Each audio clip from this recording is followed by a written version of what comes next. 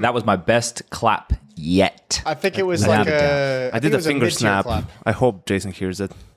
Dude, your claps are really, really hard to find sometimes. Because I have to put the mic down and then clap, or have to tap myself on the chest, or have to tap the table. You know, I'm not criticizing you. I just want you to know it's. There's been a couple where it's like trying to find a needle in a haystack. I don't know. It really does sound like criticism, Jason. This will be the last time you'll have to worry about that, Yanko. I do have the little screw sitting right next to me here. So everything will come together. At this point, I think my jack is like a little bit fucked as well, so I might just end up getting a new mic. I don't know. Can you repeat your question, Chad? I wanted to know what type of animal Jason would be if he could be any type of animal. Ooh, that's a great question, Chad. And on the spot like this, without any time to think about it, I think I would have to go with an eagle. An eagle. Okay, so I just want to let the record show Jason first ran with an owl. And I would like everybody to go and look at what a picture of an owl is without any feathers. But now he's pivoted and he's gone with an eagle. Now, there's lots of different types of eagles, Jason. I'm thinking the harpy eagle. The harpy eagle. Is that the one that picks up the goats and like throws them into the side of the mountain to kill them or whatever? That's the golden eagle, which also was in my top 2. If I wasn't a harpy eagle, I would have gone with a golden eagle. Okay. Harpy eagles are not huge. The bald eagle. They're cool. Bald eagles are cool. I like bald eagles. Isn't that the American animal? The bald eagle? Yeah, it is. But I try not to pigeonhole myself as just a hardcore American. Another thing, bird reference. Yeah. What about you, Chad? Bit of parroting today. I hadn't given the question much thought before asking it, but I think something that could fly would be cool. I think flying would be such a great little ability to have. But I don't know if I could go with a bird after Jason's done so. I'd want something that would live a while. Oh, yeah. What about those like sea turtles that live forever? Don't they live like 150 years and they're just like roaming across the ocean? Sure, and they're always portrayed super cool in like media, like in movies. They're always like the fucking, like, you think Finding Nemo, he was like the fucking stoner fish or the stoner. Yeah, how do they not get killed though? You think they'd be very susceptible. They're slow, especially to they're straws. Quite large. Yeah. Thank God we're starting to use paper straws now. Fucking or metal straws, Jason. Or metal straws too. If you have your own straw, or you could have your own plastic travel straw to reuse at any given moment. That would be something that could be quite good. I don't know what type of animal. Or you could think about something quite vicious. I'm very scared of great white sharks, so like I could just be a great white shark and scare everybody else. That could be something that's fun because you're essentially the apex predator of the ocean. Have you thought about fucking with you? Have you thought about like being the bobbit worm? The what? The bobbit worm. I'm googling that now. Yeah, it was on Planet Earth, I think, a while back, or Blue Ocean or Blue Planet 2 or something. What the fuck is this? Well, it's named after Mr. Bobbitt, who's John Bobbitt, whose wife Lorena Bobbitt, I think, found him like cheating on her. So she like woke up one day and cut his penis off and threw it into a cornfield. No. And there was like a multi-day police search for this guy's penis in a cornfield. Was it that big that they had to find it? I don't know. Was it a special? Why does the police care about his penis? Like, unless I don't think it's it was some fucking scientific specimen evidence. and you wanted to like keep it alive for the sake of humanity. I think it was criminal evidence. Imagine that being your like, hey, you come in and the sergeant's coming out for a morning briefing. All right, boys, today I have a special task for you. We need to find this penis. Like searching for a penis in a haystack. Imagine being the dude whose dick was cut off and just like waking up every morning and turning on the news and it's like a 1 hour segment on how everyone's looking for your penis out in the cornfields. Like that. Why do I feel though that if you had your dick cut off, you bleed to death? I don't know. Well, no, I don't know. I don't think you would. You just don't get turned on, I guess. But I think we're straying away from the actual bobbit worm. You know, the bobbit worm is a cool creature. I don't want to be a bobbit worm. No, I mean it's not a lot of mobility, which I think might be an issue. But man, that thing wrecks. Like look it up on YouTube. That thing will murk some animals in the water. It does look pretty scary. Yanko, do you have an animal of choice? Or alternative question, if you don't have an animal of choice, does Serbia have like a national animal, and what is it? Well, I can answer both. First of all, Serbia does have a national animal. Well, I mean, a national animal. We do have on our crest. It's that's the one. It's a two-headed eagle, like sort of. Fuck. So, and there is a eagle that's unique to Serbia, but I wouldn't know how to. I don't know if there's a translation. It's like white-headed something. But my animal of choice would be the dolphin. Maybe you already know why. We know where it's going. We did do this. We did have this at Pro League. I think it is because dolphins are the only other species outside of humans that have intercourse for pleasure and not just to reproduce. I feel someone's gonna come up with new scientific evidence on that, Yank. I feel like I've heard in recent years there's other animals that are getting involved in that. Whereas that would be awesome, man. That's another sign of evolution. Like, sex is awesome. Like, more species should be doing. I think that would make them more chill. Like, imagine. Let's have a look here. Imagine if like fucking sharks were doing it more often. They wouldn't be biting people's like heads off that much. They would just be, I saw that there's that page also, one of the ones on Twitter. It's like Internet Hall of Fame or whatever. And then one of the ones that goes around is like, there was a Reddit thread where it was about like post-nut clarity and what was like the best moment of post-nut clarity that you had. And some guy, maybe he was just memeing for the fun of it, but some guy replied like, I was like suicidal and I went to the train tracks. Like, I just wanted to end it all. And the train was like, there was no train for a while. So I just like rubbed one off and I just, after nothing, I just decided, to get the help I needed. I got off the tracks. It's like, it saved my life. So sounds kind of hilarious. It really does sound like just some guy fucking made it up to get all the, Reddit gold or whatever. If that is the truth, fucking hell. But imagine living for Reddit gold. I don't know. Or just for internet fame. Internet fame. Yeah. I do like internet fame. Now, Yanko, I did Google which animals have sex for pleasure. Now, this is the first link I found. It's 7 animals that have sex for pleasure. Many people believe that humans are the only beings on this planet that enjoy. Well, we knew about the dolphins for ages. Come on, article. We were up to date on this. Yeah. Okay, so the 7 animals are dolphins, bonobos, lions, gorillas. Holy shit. Is it macaques? MACAQ. Yeah. Chimpanzees. And this last one, I don't know if I like this last one very much. Say owls. No, male sea otters. So not the female sea otters. Yeah. Male otters are crazy, dude. They bang and they murder and they do all sorts of crazy shit. What the fuck? So they're like the Mongols? Not the team. It's kind of fucked, but man. Like Genghis Khan era of the Mongols. Yeah, that's so fucked. How can Sea only the otters. males? Yeah, dude. Wow. Sea otters Come are on, man. intense. Oh, bro. I don't even want to know why you know this, Jason. I know everything, dog. Where'd this fun fact come from? I think otters are cool as shit, but like they do get a little intense. Otters and owls. It's funny because like everyone always like you always see those pictures of the otters like holding hands as they sleep down the river and like and everyone's like, oh, that's cute. And I'm just like, those are some rapey motherfuckers, like those things like get intense. They go hard in the paint. Oh, nature's a fucking bitch, man, and they ain't talking to each other out there. I give you the hot tip. Well, actually, maybe they are. Maybe they have languages that we don't understand, that our stupid human brains couldn't possibly comprehend. They're obviously talking to each other. Of course they are. It's just not in like human speak.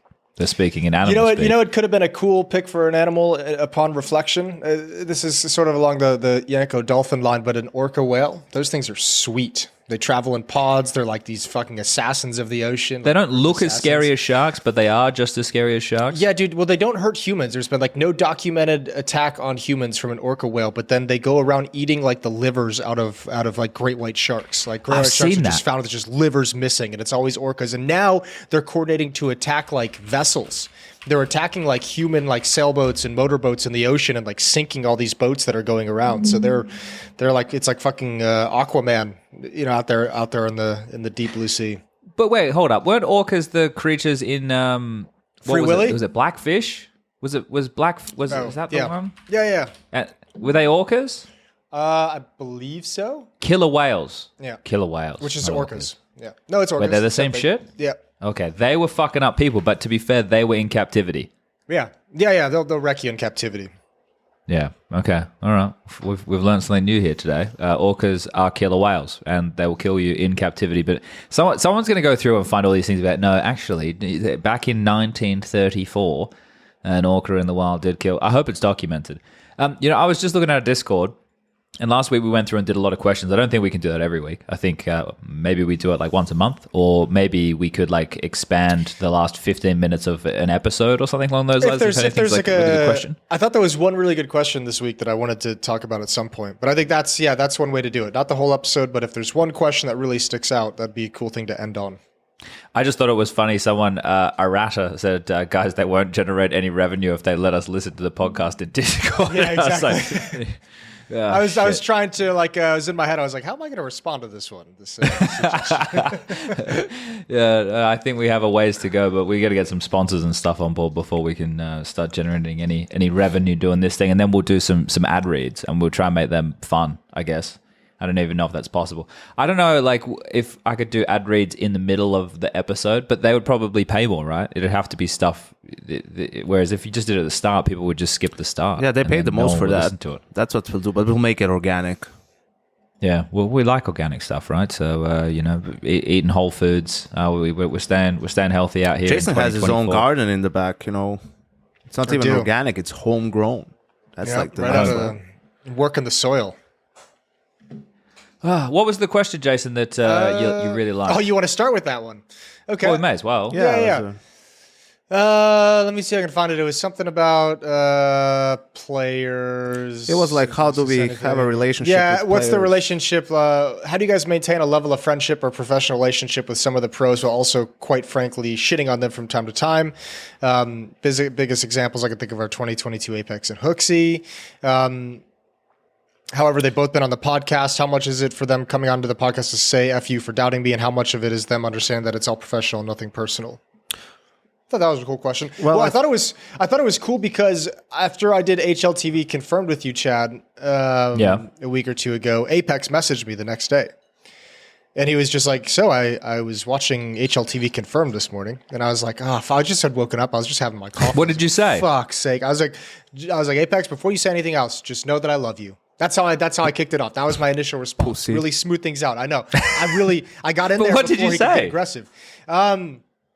He was a little not pissed, but like he was a little upset about because I had said like the start of his in-game leading career in like 2021 or whatever it was wasn't looking that great. Like wasn't all that good. Like I didn't think he was that great of an in-game leader.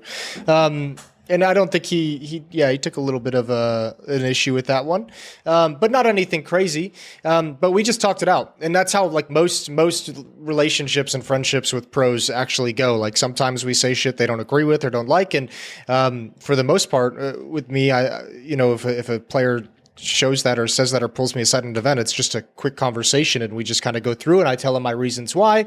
He tells me his reasons why he thinks I'm wrong or full of shit, and it kind of ends there. I think most of the pros at this point have seen us doing this for enough years that they realize like we're not like just trying to go out there and like blatantly shit on them for any specific reason, that we give them a lot of respect as well. And usually when we criticize players and teams, we give some reasoning to it as well. It's not just blind slapping pros around when we can on the show. Well, I think that's the really important part. It's how do you criticize them? And I think all three of us are, for the most time, like even when we're criticizing someone, we're doing it in a respectful way. Even if I do think someone's like really, I'm not going to, I think the problem is like when people go out of their way to criticize someone. And I think anyone who's either played on a high level or coached or been around the team on a high level knows that things are not black and white, and they know how hard it is to get to the top or even being on a top 10 team and all that stuff. So, there's a certain degree of respect for just being there, and then understanding that we are also dealing with imperfect information. So, yeah, I mean, and that's where it's a matter of how good are you at your job as well, to be able to read between the lines, but not jump to conclusions either, right? And paint like the best picture that you can. I've had something like that in the last season of Pro League when we also kind of out of the blue. We were just chilling after a day of games or something, and Hampus was like, "Hey," it was a little bit, "Hey, you want to come to my room, like have a talk or whatever?" But to cut it short, is like, I just wanted he wanted to give me some, like, his side of the story when it came to NIP at the time, because I said during the broadcast, I was like, if I'm NIP, I kick everyone from this team except for Headtrick, right? And I rebuild, or I wanted to keep Brolan, but I said I'd even remove Brolan and just keep Headtrick and start something new. But I think I even said during the broadcast, it was like, because this team is like way too dysfunctional. Even potentially some of these guys can succeed in a different environment. Like, I don't think Hampus is necessarily bad. I think in a different environment he could thrive. Or maybe I said something like that for Config, probably not Config, but for Brolan, probably. And sure, and then he was probably a little bit, I was like, I want to tell you, like the situation in NIP is like this and like that, and not all of that is up to me, and I don't have maybe as much control as I would like. And I was like, bro, I don't have anything against you. I think I said, like, I don't think you're the problem or anything. I think your team is just super dysfunctional, that if you're NIP, the organization, you need to blow the roster up and start fresh. And they did that, and it's still shit somehow. But so sometimes it happens, but I think most of the time it's like, it's about being respectful, and even if someone like Kassad, for example, I mean, I can talk about him because we're good friends, and he's not gonna. Wait, hold up, you're friends? I thought you guys hate each other with the dynamic that you have on air. He took it a little bit too far with Hooksy, like that for me is like, I wouldn't do something like that, right? Because first of all, I disagree with his take to begin with, and then second of all, the delivery is too aggressive. I was watching Hooksy. I was watching you ruin Nico's chances to win the major. Yeah, I mean, come on, take bro. responsibility. I think that's like, but if it's maybe that's just something where for someone like Kassad, maybe for someone like Mao, it's more of a, I don't want to say the character they play, but they're doing it a little bit more for like the show and to create interactions like with fans, to make that. Not necessarily maybe themselves a little bit, but probably more so the topic, something that's going to be talked about, that's going to get them whatever. Which is good. I mean, I think we kind of need that. But I think you notice too, there's no one who's played competitively who takes that strategy to it, right? Like, no one who's played pro CS at some point in their career does that style of an analyst work and personality work. And that's why I'm surprised Kassad is going that route, because he's played when he played and but he's been a coach for a long time, with the team, so it's like, bro, surely that things are not really that black and white, and but I think it comes down to that. And also in replying to the question a little bit, is also just building relationships with players, in a sense of, Apex has been around. I played against Apex, so I've known him for 10 years at this point, and seeing at events at all different sorts of, so, he knows me, I know him. It's a little bit more difficult perhaps with like newer players who only perhaps have seen you talk about them on air, and you haven't had that many interactions with them off air, where they can know that you're not someone who disrespects them or anything like that. Yeah, the younger players are kind of like, it's interesting because, I mean, you just brought up Apex. Like, we've known Apex since he was like 19 years old, like for like 10 plus years since he's been competing. We've been, I mean, as you said, you played against him, but even just like doing shit on broadcast. And some of the newer players that you don't really know all that well, sometimes it's a little, you gotta kind of introduce yourself and have like a good night of chilling or something before you get that same level of comfort. Which is more difficult now that everyone's so fucking professional. Yeah, yes. I know. It used to be hanging out at the bar. We don't get to do that anymore. And that's why I think we've struggled as well to like bring as much of the summit type vibe to the last two Pro League seasons as we've wanted to, and it's had to kind of be a bit more like content heavy, because it's hard to get the players to just come and sit and chill with us. But if they come and sit and chill and watch the games and talk about Counter-Strike, then that helps educate us while we're talking to them about, first of all, their personality, but second of all, the way that they view the game. And then it helps fill in the blanks for things that we then go on when we talk about them, right? Like when you do have some of these blokes come and they do the casting, then you get to hear the way they view the game, and then you get to take that information and you can use that when you talk about that player. Like, I think the way that Borup would talk about the game, it shows me that he thinks about the game in a really good way, and he can articulate it, right? And those are two really good positive things to be able to have, and it helps me back it up when I'm talking about him as a player, right? And maybe his time in Australis, he definitely wasn't in terms of stats delivering a whole lot, but in terms of the supportive role and whatnot, you could see the way that he viewed that position.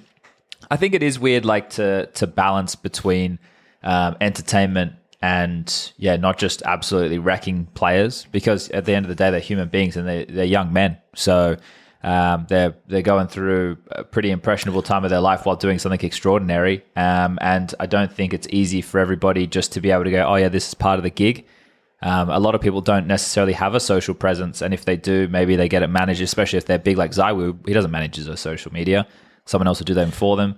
I know like Justin, for example, doesn't fucking tweet at all. I think his last tweet was like October last year. Like he doesn't use social only media tweets when they win events.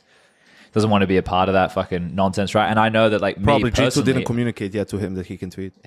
Okay. And back in the day, I fucking hated it. Like, and I still hate it today. Like, it used to get to me a whole lot, especially in the CS Money days, right? Like that was fucking crazy. That was comments on crack, dude, the abuse, the fucking CSGO Lounge, you mean? Yeah. Oh, CS Money's a new one, isn't it? Yeah, CSGO Lounge. That's the one where you could be betting and that kind of stuff with all the skins, and that's when everything was like super unregulated. But yeah, like I think the last thing you want to do is add fuel to the fire that then these players who are human beings are going to get piled on even more. But at the end of the day, they are in the spotlight doing something that is at an elite level. So there will be certain points of critique. It's like the config thing, right? Like you're going out, you're getting drunk and you're getting into fights. Well, we're going to talk about that. Like we're not just going to pretend that didn't happen. Same as in-game. I think the in-game stuff is where it actually starts to get a little bit harder to critique like calls or plays, because that imperfect information that you're talking about, Yanko, we don't get all the sound cues, we don't get all the POVs, we don't know what the call was, we don't know what the miscom was. Yep. So it's in the moment when we're looking at those things and we look at the detail and go, well, this was a mistake. We don't know what caused the mistake, right?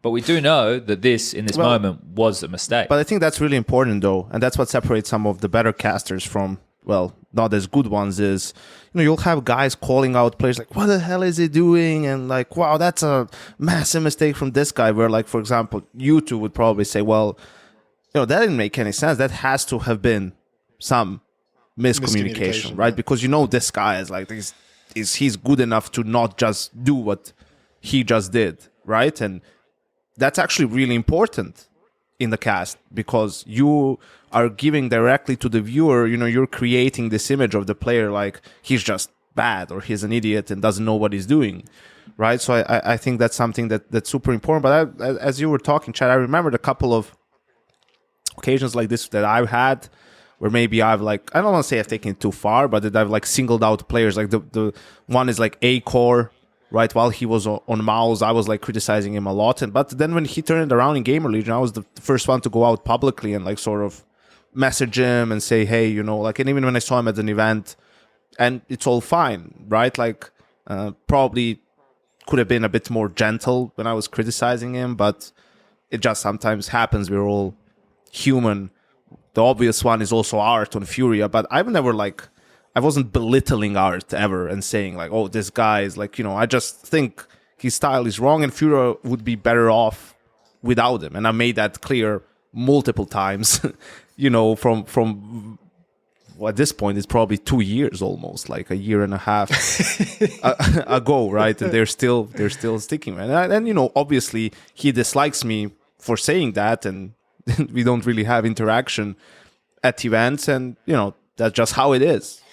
There's a lot of pros that also get it. Like I remember when we had Fallen, when we brought Fallen into Liquid, I was chatting with him one night at the practice center, and I just asked him. We were just talking about Duncan, because Duncan's had those tweets about Fallen, and Fallen didn't. He just started laughing. He didn't really give a shit. He was just like, "Yeah, I get it." Like he's like, Duncan and I are cool. That's just it's just part of the business. Is that you've got to be entertaining, and you've got to sometimes put out some tweets and some content that's a little bit shocking and engaging, and that's what he's done. And Fallen was just very much like, "Yep, and that's just kind of the way it works." And you can't really do anything about it. But I think I don't know if this is, I was going to say one of the problems. I think one of the things we have within our scene is the personalities of the players is essentially what can get you as a viewer excited, right? You want to be invested in a player, and not just on like a nationalistic basis, but getting invested in some cool people. And that's kind of what's happened with FaZe across all the years, right? People like the personalities over there and they can get behind them and whatnot. But we don't have a lot of that, and for multiple reasons. One, if players put their personality out there, then they make themselves more susceptible to get shit on, which makes them more vulnerable in the community. And then once you get whacked on the nose with that newspaper, you're probably not going to go back and do it again. And a lot of players don't find themselves in the position where they will just keep playing like the heel, or they will just keep expressing themselves. Sorry, I was turning off the heater. No, you're right. You see them getting kind of, moved around in the way that they operate in the space. So then I don't want to say to replace that, but the pundits and the people doing our job and stuff, we try and bring a little bit more of the flavor and try and build, this is a rivalry, or this is a player that you should look at, and this is his style. And I'm sure most of them just want to play in the server like old school Forest and just fucking frag and be sick, right? But not everybody can just frag and be sick. And we need rivalries, and we need stuff that's disgruntled, like the Gamer Legion tweets back and forth with Chiron a couple of weeks ago, right? That was just about the way that they were practicing against each other on Vertigo or some shit. Just little nuggets like that, which we know exist. We know if a team rocks up late to practice and they're maybe a little bit disrespectful, or they're playing in a way, there are these grudges that exist between these guys behind closed doors that aren't always public. Or most of the time, on the face of it, it's all, oh yeah, everyone's mates and we're hugging and we love Counter-Strike. But at the end of the day, this is a competition and everybody wants to be the best. Everybody wants to win. Everybody wants to lift that trophy. So if I don't know how we generate more of that, because they're essentially going in and settling the dispute anyway. Go into the server, we play against each other in an official match, and one of us walks away the winner. I think that's how we decide. I think, first of all, just to end on this question, because Jason started with Apex. Apex is the guy who, doesn't have a problem on stage to go and tell everyone to fuck themselves. Who didn't think he was a good in-game leader. Shout out to the Paris Major. Or had something against his team. So, he doesn't have a problem with being criticized because he uses it as fuel and then will dish it out as well. So he can't really complain about anything like that when he tells people literally to fuck off. And another thing is, I think, for example, even someone like Fallen, when he had the whole bad Fallen thing, especially someone like Fallen, he makes a t-shirt out of that shit and a couple of merch, and he makes bank on it, right? So I think that's something that players also need to realize. Obviously, you should never force it. If you're not that sort of a person, Jimmy isn't going to be doing that shit. I think we can all agree on that, right? But I don't think if you are that kind of a guy, you don't need to shy away from it because of some of the things that you said, Chad, you're going to get flagged. So what if you're going to make yourself more of a target?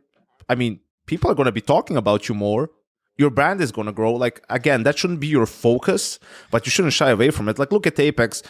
Just his fucking facial expressions, exactly. Just based off of that, he could be making, whatever, a t-shirt or something, do something funny around it, where, he could build stickers. On that. Build what? Stickers. Yeah. Put your face on a gun in the game. Yeah, he could build on that. So I think also, to be honest, stuff like Pro League helps, or any event where players participate more in the broadcast. For example, remember when Twist had that, it was on the desk or during commentary, I think it was Katowice, and he talked just about that, holding that one angle and all that shit. That blew up all over, Reddit and stuff, and that helps with Twist's image and his understanding of the game or the mechanics of the game, which no one doubted that he has good, but you know what I'm trying to say, right? Yeah. For example, someone like Borup is a great example. People were, talking a lot of shit about why did they pick him up, but then you hear him talk and you're like, hey, this guy knows Counter-Strike. Through the way he speaks, you understand that he's, a mild-mannered person, a good teammate, right? Intelligent. You see traits about him that would probably, someone who sees that will maybe make him think, hey, maybe this guy wouldn't be a bad pickup for my lineup if he becomes available, right? So I think there's a bunch of stuff in there that's beneficial to the players, obviously in a good dosage, because your main focus is and always should be the game and playing and your team. Yeah, for sure. Do we want to pivot at the moment, or do we want to keep going down this rabbit hole? Pivot away if you got something. Yeah. Well, pivot. I've been so in 2 days' time, the RMR Open Qualifier stuff kicks off. So I've been keeping an eye on it. I went, if people are interested as well, I probably should have had the links handy. But there's a Discord that's been set up for the qualifiers if people want to be able to get the IPs. It was tweeted out by PGL just the other day. retweeted it as well. So if people want to get themselves in there, you have to go in there and submit like a ticket and then say who you are and what you're going to do. And then you get into this channel where all the IPs are going to be. So there's some new information that I haven't read in here. But yeah, essentially, I'm probably going to stream a little bit of it next week before I head to the award show. And I'm curious as well. I guess the IPs will be available for the closed qualifiers as well before we get to the RMR stage, which should be on LAN. Jason just retweeted it now, so you guys should be able to find it. But yeah, so I've just been going through that Challenger Mode website and just checking out who's been signing up and stuff. Because the Open Qualifier, this is like where things are fucking wild. But there's a couple of big teams that have to play in these events. So for example, like Liquid have to play in the North American Open Qualifier, which just seems fucking insane. NRG's in there one as well, and those are the two biggest names to know in the North American side. And I thought it was pretty interesting. I was having a look. The North American closed qualifier for the RMRs happens much sooner than the European ones. It happens, I think it's on the 12th. Where is it here? NA RMR closed, on the 12th to the 14th. So that's all going to happen within like a week period for Liquid. So for them to be able to get themselves through to the LAN portion, it's going to be a pretty intense week. So already waiting in the closed qualifiers is Complexity, M80 Nouns, a team called Boss, which has like Cryptic and Cynic, those type of blokes. Wildcard, which is Stanislaw's team, a team called Badass, and Party Astronauts. Yeah, so NAC is so fucking crazy. But there'll be a bunch more. There'll be 8 more teams joining those guys from the closed. I know. Liquid started boot camping as well. They all went to LA, I think, on like Tuesday or Wednesday this week. Well, that explains why Twist has been at a couple of NBA games. Yeah. He's sitting courtside, I think, at one of the games out in Cali. Yeah, having a good time. I put out a tweet today as well because I was trying to get information on when teams had started Prac. And right now, actually, one of the guys, what does this guy do? Video producer for Heroic. He just replied to the tweet. Prac's from the 26th of December. Holy shit. So the day after Christmas, and the boot camp starts today. That's for Heroic, who also have to be in the Open Qualifiers. They're signed up for the first one. So that's going to be brutal because it's single elim until you get to the seeding games where it's best of 3. Acor said Game Allegiance started practice on the 3rd. Twist's fiance said the 4th for Liquid. Graham Messioso Pitt of Complexity fame said they kicked off on the 2nd of January and started scrims yesterday. And then he said great break with the Zany Face is the official name. Well, because they played in Atlanta, right? Was their last event of the season, which was like a week before Christmas, I think. 2 weeks before Christmas. I got some DMs. So Precy started. What do we got here? Started Christmas break for the 15th. They started up again, traveled to boot camp in Copenhagen on the 3rd. January with the new lineup to prepare for the closed qualifiers. Heroic, they were practicing from the 26th. I already mentioned that because Nikodos messaged me as well. So and the reason I'm bringing this up is because the tournament break was not meant to be ending, at least I suppose this is just for the top tier 1 teams until the 15th of January, which is still a week and a bit away, right? So for a lot of them, I guess you want to play in the biggest events of the year, you've got to start early, and fuck it. It just, I guess it's fine because we're in Europe, and Europe sucks in this part of time of the year. How could this happen? I don't know. How could this happen? The player break clearly is from the 15th to the 24th to from whenever to whenever, but it's up until the 15th or 14th of January. Let me get the official dates. Hold up, but there's definitely the 15th that ends. So how can anyone? Doesn't matter if it's PGL or any other organizer. Like, how can they just come in and put open qualifiers for the major? Like, especially anything major related. Like, I understand there's, then you have Blast going into. I think it's the timeline of this first one, which I understand, Yanko, your position, right? But I think in this scenario, based off of when it was slated to be, there wouldn't have been time with a lot of the other stuff that's going on to fit this in, because this happens in March, right? This major is going to come around so quickly. I know, but I was just going to say it has to overlap with Blast. It even has like partner teams, so it's like kind of there's a lower chance that those teams would have to play the open qualifiers, and then even if they do, well, perhaps you can work around it and put them in a group where it doesn't overlap with them, or schedule their games, or something like that. It's just it's so unreasonable because of what you are just talking about. There's a team, you said Heroic is practicing from the 26th. Like, there's no break for those guys, and especially if you have to play by the time you get to March and the major or the RMR, let's say, I mean, you're fucking beat in a way. But look at the calendar. Like, where else is it gonna like? I don't even think you can overlap it with Blast, because then you have to, teams are playing 2 tournaments at once, which is another insane thing to make teams do. I will say this as well, because this already happened in 2020, right? Like, we had to play open qualifiers or close qualifiers for Katowice. At the time it was on the 8th or something. I think maybe I talked about this in the last episode too. For Orthodox Christians, our Christmas today is like Christmas Eve for me and Christmas Day. Christmas Eve. Tomorrow is Christmas Day. I don't know how you guys say it. And then on the 8th is the first day of the open qualifiers. That's like Russians, Ukrainians, Greeks, Serbians, like all, good part of the CIS region. It's like you're making people basically play on Christmas. Yeah. Like, that's bullshit. And I know at the time, some managers like Niak from G2, like, they talked to CSPPA, and that was like, they got assurances that it wasn't going to happen. And now it's happening again. Like, I think that's bullshit. And I think it also probably tells you the state of CSPPA. I mean, it's defunct, I guess, at this point in time. But I don't, at the end, if I was a coach or a player, like, as talent, I don't care as much, right? Because it's not my skin in the game. Like, I'll just talk about the results. But if I was a coach or a player, I would be fucking livid. I would go and say, I don't fucking care. You guys figure it out, the schedule. The break is when the break is. Because obviously, especially for something like the open qualifier, you're not going to show up on the 8th and just play, right? No matter which team you are. And even though there are 4 qualifiers, like, you don't want to gamble with the major and say, hey, I will miss the first 2. We'll only play the last 2. It's like, that's fucking crazy. So you have to cut the break short. And another thing is, it's usually these tier 2, tier 3 teams, obviously, that have to play the open qualifiers. And those are the same teams that had to grind the online leagues, right? And those are some of the teams that play the most amount of games in a year, right? Because they're trying to climb the ladder and whatnot. So these are the teams that get punished the most by this. And yeah, I guess until we get a players association that's actually fucking useful and doing something and not just trying to power grab and money grab, players and teams are going to be getting fucked like this, and they probably should until they organize themselves properly, unfortunately. It's not going to happen again anyway, though, right? So there is 361 more days until there are no more partner leagues, right?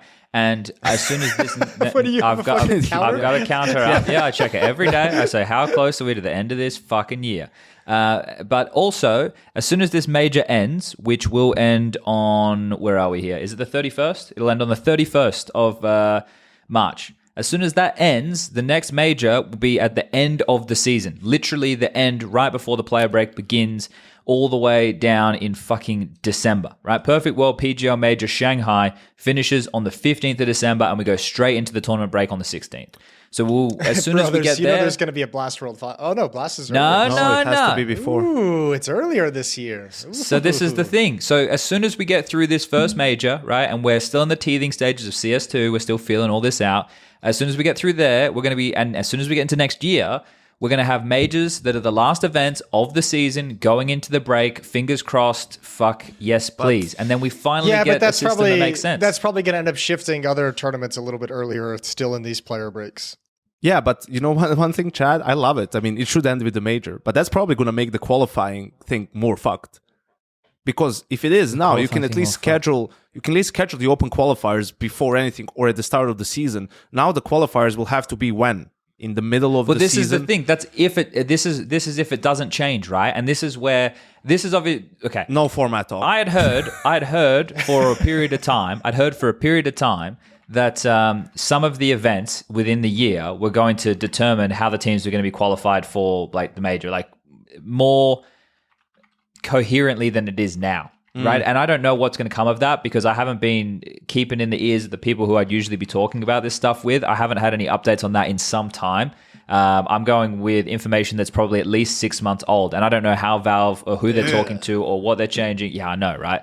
So I don't know what's going on in that landscape, but I imagine that there's going to be some changes in how things are going to operate. And we're going to have to get that information at some point this year before we go into 2025, knowing there's no more partner leagues. And I feel like I'm completely speculating here, But if it's open circuit and there's certain criteria, if you're going to get a license and run an event, then those events should all be weighted in a certain way that then plays into your qualification for that major cycle.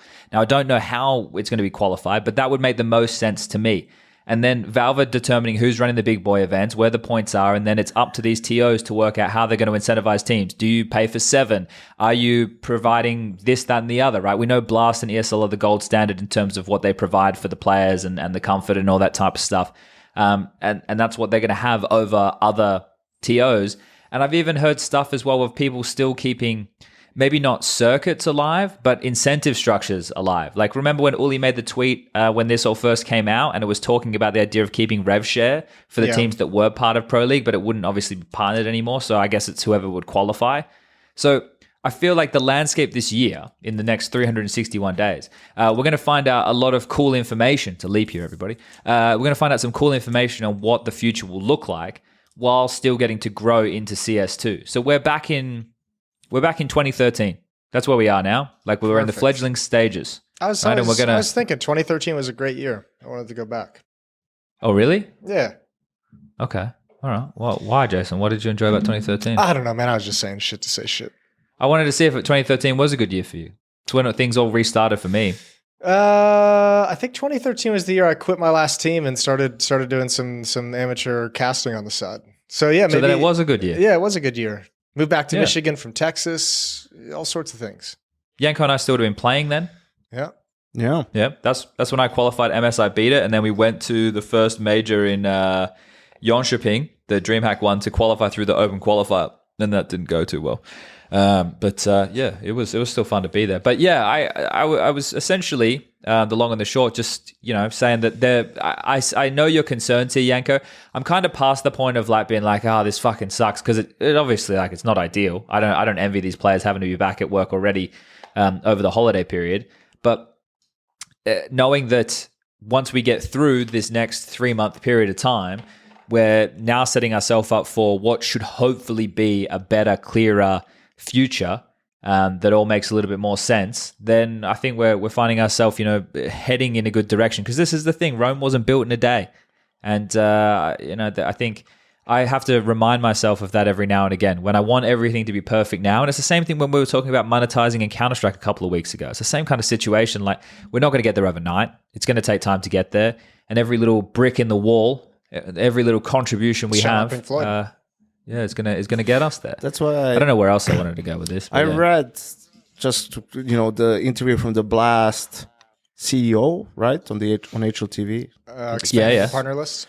Yeah, no, well, they affiliates. did an interview before that was public in Abu Dhabi. And never mind, a lot of it is just fucking corporate talk, and we are aiming to do. But two things that were like that you could get out of it is first one is like that they're, and we got yet another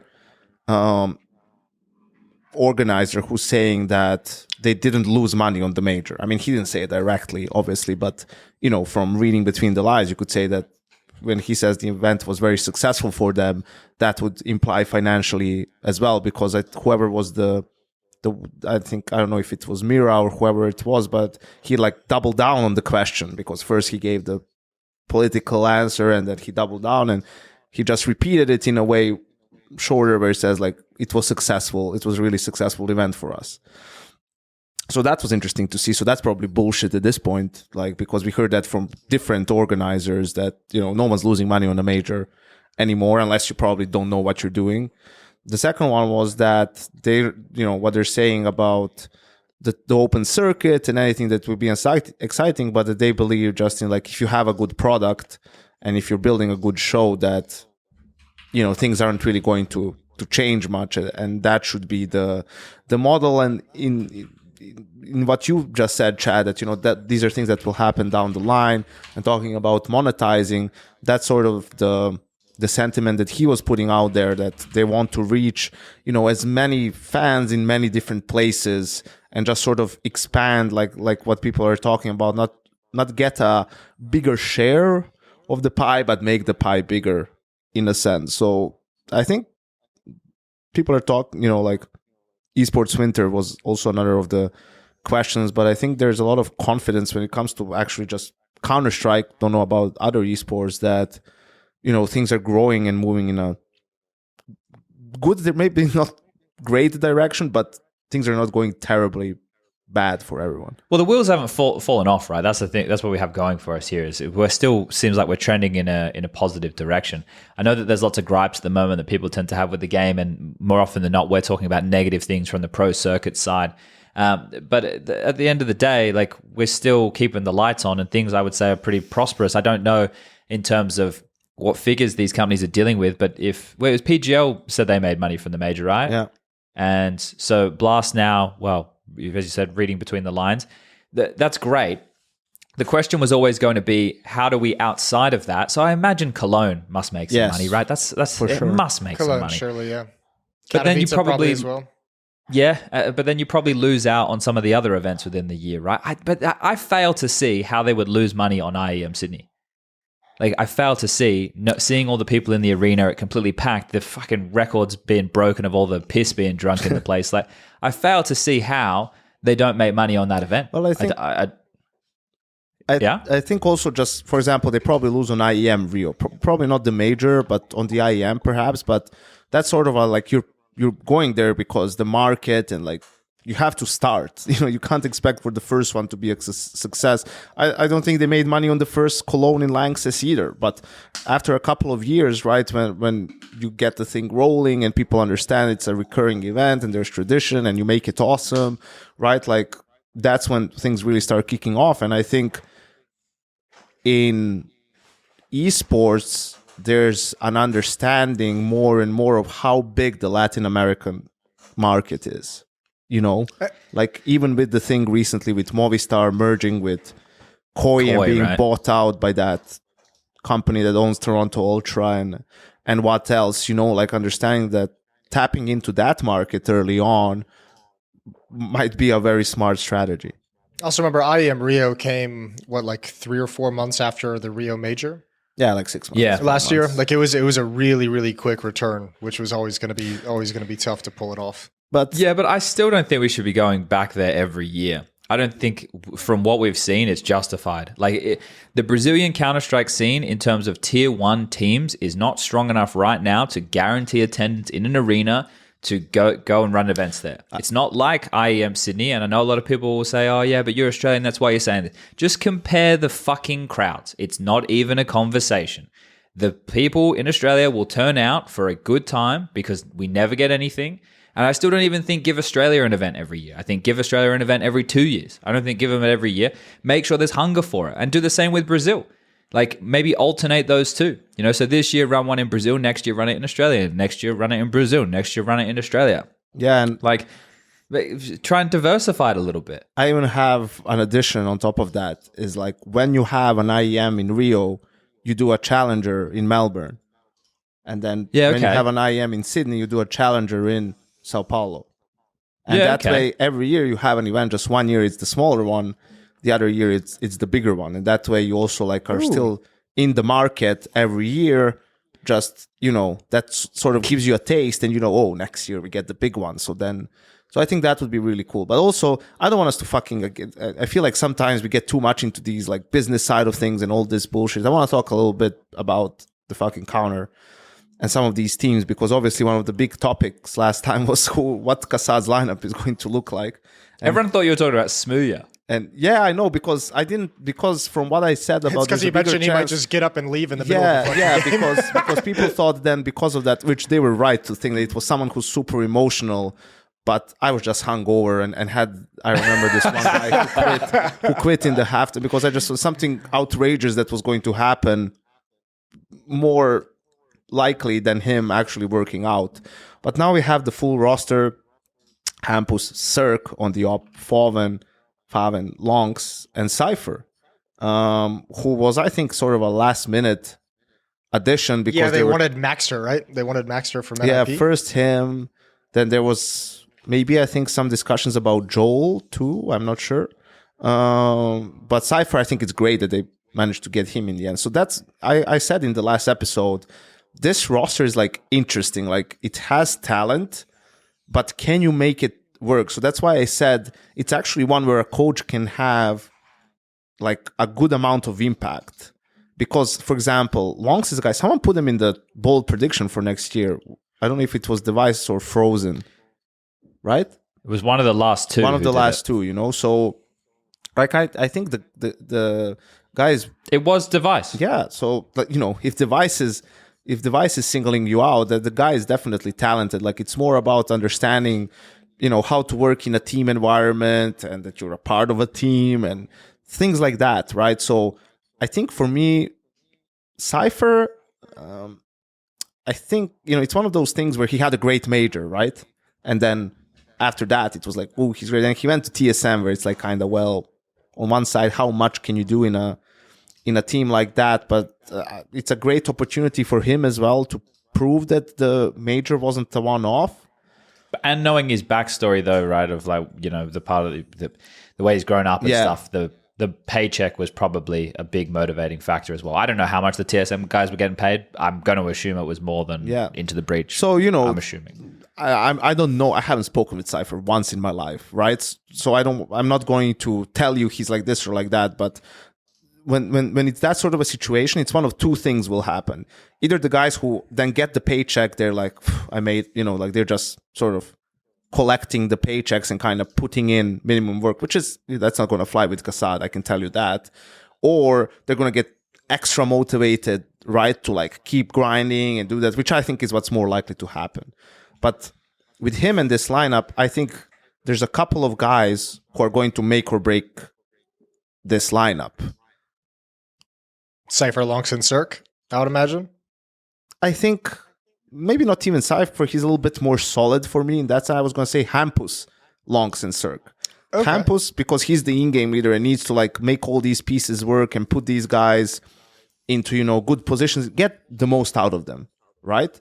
Lonks, because this could be like his breakout team. Exactly. Like he could be what Ima was for Gamer Legion or you know, something like that, what Boros was for that Monty team, perhaps, before, you know, everything, they changed everything. Like that sort of a guy, because he has the talent. Cirque, because he has to prove he's not dog shit. That's, you know, because he was for like 2.5 years. He was a fucking liability, and sure, he was in EG and that team. But hey, man, like we've had good players in bad teams, in dysfunctional teams, who still showed up and delivered good performances. Like even if, let's say, you can even say for Rops, towards the end of his time in Mouse, he started playing more for himself because the team wasn't that great, and he perhaps just wanted to put it out there that he still has it, you know, and that if someone is looking at it to pick him up, they can do it. Like maybe a little bit selfish at that time, but you know, fuck it. At that point, who can blame you? So for him, it's just that, proving that he is not a liability for his team. I named all three. For Hampus, it's about sort of, okay, you had a bad situation in NIP, you didn't have like maybe all the control or whatever. Like here, it's a different environment, and also you have to work with an international team with all these different nationalities, like people with different temperament, make it all work. So, you know, that's going to be a challenge. But again, this could be his sort of, I don't know, who was it that went, like Kixan in a sense, right? Like he went from Blue Jays to Apex, now he's in Heroic, you know, or maybe someone like Alexi B to some extent, right? Like this could really propel him into the conversation for being a great in-game leader to lead an international team. So a lot of responsibility on some of these guys, but that's why I said this roster, if they can make it work, they can make, well, the RMR, sure, but potentially even the major, depending on the format and all that shit. I actually think this is a really cool lineup. I think Kassad's done a really good job of building this lineup, and I think with the choices he's made with the roster, probably didn't have to go too crazy in terms of overspending and kind of blowing up the budget. Because as you kind of mentioned, someone like Cirque, who has high potential, but has, you know, his last 2 years were not, well, you said shit. I would say, not great. I won't change your words there. I like how I was at the start of the podcast. I was like, we don't go out of our way to berate players. And then he's So fucking I'll shit. redact myself and say, well, he wasn't like that great, was he? No, yeah, no, it was noticeable the drop off from like 2019 EG. Him and Breeze just both like fell off a cliff during COVID. Like I really don't know what happened, but like the two of them just kind of really fucking individually disappeared. So yeah, he's got to get back to his potential, but you have like a lot of that like, potential payoff. So I look at this and I like Hampus. I know like some of the criticism of him from former teammates, he's like a little hard headed in how he wants to play, stubborn of being like, we're going to do it my way. I want it to be this way. Good luck. But this team, he can actually enforce that a little bit because he doesn't have super experienced players. So I'd want to have a little bit of that hardcore stubbornness to him to make sure the players are playing the way he wants to. Put Cypher into a little bit more structure, see what he can do. You have Favin, who's got experience with Big, who's being more involved in like a tactical structured Counter-Strike, who can bring some ideas for practice, playing under Gabi, playing under Tapson, two really smart Counter-Strike guys. And then you kind of see what these other three players are going to give you. And I don't think this will be the final product of Bleed, obviously, but the whole point is he's put together a lineup that has some potential, has room for growth, and you can reassess after 6 months and see where you're at. And I think this is a really cool lineup that he's put together. Well, I think the fact they didn't get a slot though in Blast, they didn't get one of those affiliate slots. This is another situation for a team like this who needs to just fucking get going and kind of desperately needs the major It might be a blessing, or the RMR wouldn't it? qualification. What do you mean? How? Well, I mean, I say that from a purely Counter-Strike point of view because obviously, business-wise, it would be profitable to go for this 1 year. But if you don't affiliate qualify, slot. Jason, if you don't qualify for the major, then you have nothing for the rest of the year. You go back to doing what Kassad was doing with Extremum and just play online Counter-Strike and be stuck in a fucking washing machine of just playing tier 2. Yeah, and then you hope you goes. eventually break into like the bigger ones, right? Like you need that one event that can pop off. But is it worse to go that route and try and build upwards, or is it worse to be put amongst tier 1 hardcore competition right out of the gate and underperform and have all that pressure on you of a roster that's not performing and getting publicly criticized? Like, what if they do get into Blast and they just get fucking rinsed by? You're going to get criticized either way, right? If you're in tier 2 Counter-Strike online and you're losing to tier 2 teams, you're going to get criticized. If you go in and you get fucking dumpstered 16-5, can't be 16, 13-5 by some of these teams, then yeah, you're going to get criticized as well. I think all that's going to happen is criticism in the early stages. I don't think a team like Bleed, I put them in the same category as an OG, a Fnatic, and there's one more that I'm thinking of here. Hold up. I was writing up some stuff about this. NIP, Fnatic, Bleed, OG. I put those 4 teams maybe in terms of level, right? But you have probably a little bit more hope than you do for like Bleed than you would for like an OG. I don't know. I think I've actually got more hope for OG now with some of their recent, like the way that they've put this roster. They've just got young players. Kakafu departed? That was a key reason as well. But no. Because like it's just 4 young players now, right? Like Heavy got another guy from Israel, another pickup from Endpoint. And then you've got Nexius, who we saw play for Mouse over in Sydney. So he got a nice little taste of what it's like to play top tier Counter-Strike. Regali, who apparently is meant to be pretty good. We have to wait and see. And then Fiku's still there. Fiku's still going. Yeah, that's so for whatever reason. Maybe I'm not excited in the OG project overall and the team and how much of a dent it could make, but I am excited to see how maybe some of these players could start to flourish and if there is anything for the future. Yeah.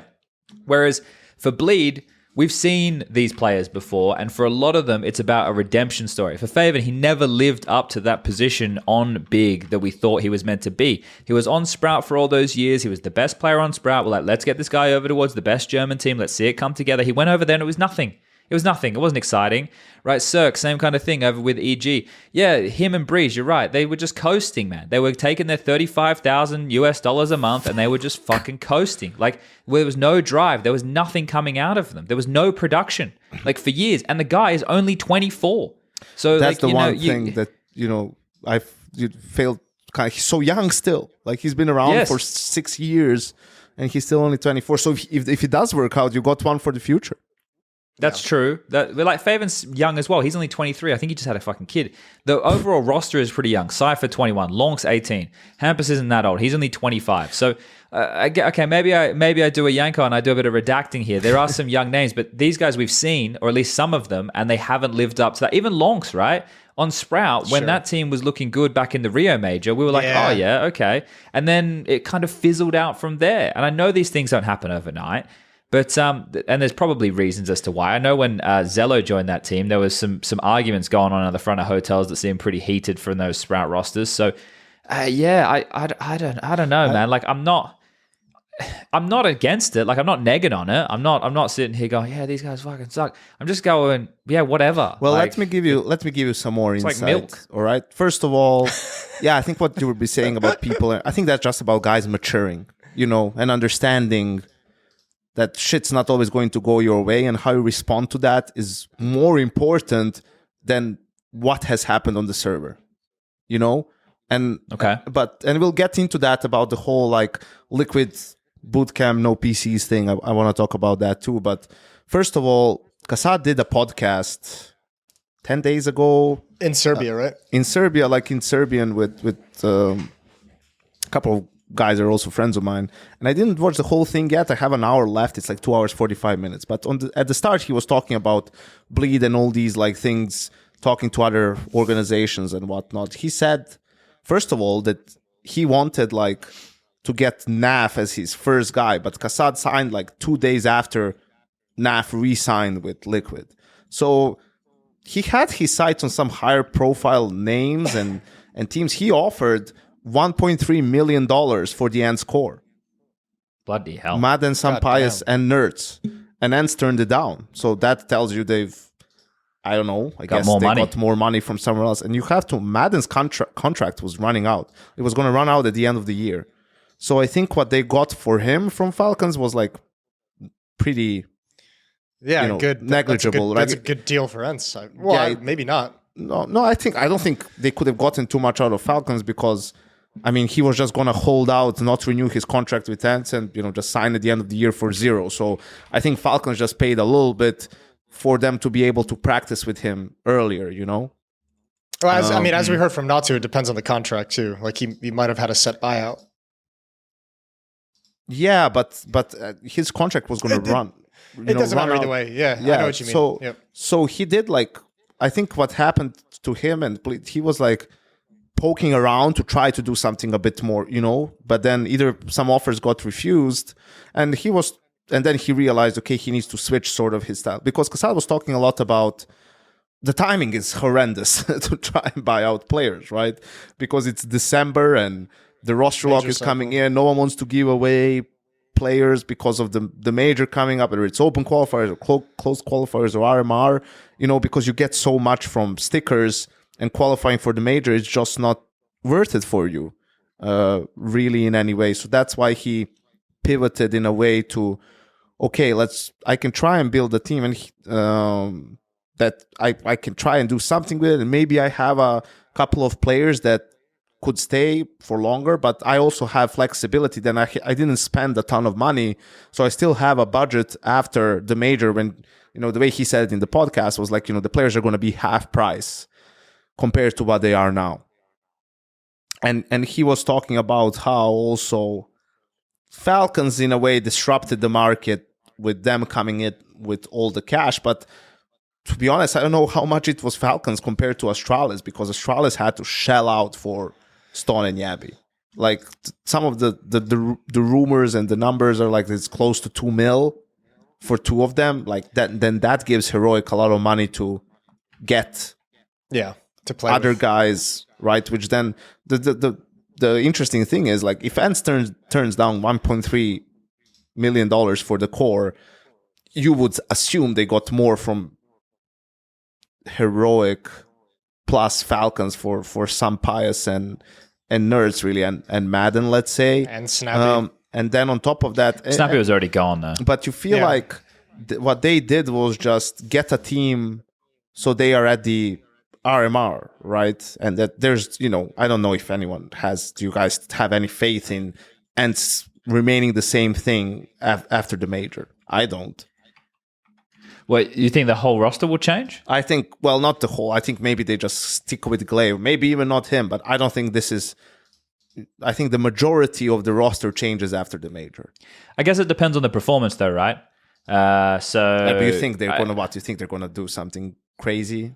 I don't think... No, I don't know. I don't know what their expectation is. I think they'll have... I think it's going to be very hard for them to make the major, first and foremost. Okay. I actually just got a message from Glaive. He said they started practicing on the 4th and going to boot camp for 8 days from tomorrow. Yeah. So, well, that's the thing, right? I think it's hard for a lot of these names to make the major. I don't think it's going to be easy out there for anybody, right? Like, and that's where a lot of this will be. It's make or break for these names. Bleed as well. What happens? Did Kassad mention what happens if they don't make the major? No, he didn't talk about results specifically. So that's the thing. Like, what's the timeline looking like? This is an organization which has a lot of money, right? The Bleed is an org with a lot of money. But if you miss the first major, then you have what? You have a 6-7 month lead time before the next cycle kicks off again, right? Well, I think definitely if they don't make it, like he's waiting for the major to end and see which teams are changing their rosters and trying to upgrade his roster. I think there's zero doubts about that. But that'll be the same with a lot of teams, right? So I wonder how much like overspendings happen now, because there's be a lot of teams who are going to try and do the same thing. If I look at a Heroic, they should be in a similar camp. If I'm looking at an Ents like you're talking about, okay, yeah, if they want to keep their options open. Apex is another team with a lot of money who could do the same thing post-major cycle. There's a lot of teams that you could start lumping into the NIP now that they're international. Fnatic, same situation. You throw all these teams out there and everybody just lying in wait. The major, if your team falls flat on its face, you wait, you see, you make sure you get a couple of pennies and you try and put something better together, because there will be changes. Like we know that. It's just a matter of, are you going to be able to take advantage of them here, and how aggressive are you able to be? Because right now, we've had a lot of rosters that have gotten made from out of nowhere that are teams that we would never have thought a couple of months ago would be a possibility. Like, look at the Heroic team. Like, nobody thought that would be a fucking roster, and it is. Look at Falcons. Like, Falcons, we knew that they were going to make some moves, but they've ended up with, something that was actually kind of respectable, but they're a team that could look to make changes in the future as well. And they're one who we would assume, we assumed, didn't we? They couldn't get Nico. With the money situation, being able to make some big moves. They're a team who paid for one of these affiliate slots, right? With the Blast situation. So we're in a scenario where we're meant to be in an esports winter, but everybody's still spending shitloads of fucking money. I don't get it. Where's my money? That's what I'm asking. Why aren't we getting this money? Why don't we get some fucking investment? All we're hearing is there's no more money. Yeah. That's what we're getting told. Fuck. But I wanna applaud Blast for this decision, really, because when we were criticizing the format, the main problem was like, it's fucking hard to make a format that makes sense with 12 teams. It's just like it's really hard. Unless you do 2 groups out of 6 round robin and then like 8 teams or something like that, which is also shitty. So with 16 teams, something that was mentioned in that interview I talked about earlier is like that was a question that was asked. There were a lot of games that didn't mean much, and like with the change of format, with the change of the number of teams, the change of format that's going to follow suit is going to be to remove as much of those games as possible. So I'm looking forward to there being a more competitive format, so more of these games mean so teams don't fucking treat it as a boot camp and actually come in and play for something, because then they will have to boot camp beforehand and I'll get more business. But I think there's the money. Yeah, there's the money. So I think that's fun. I think also I think the teams that are in there, obviously Falcons are going to pay the most, and that's why they're going to be there. I think, like, for example, Virtus Pro is a little bit of an interesting one.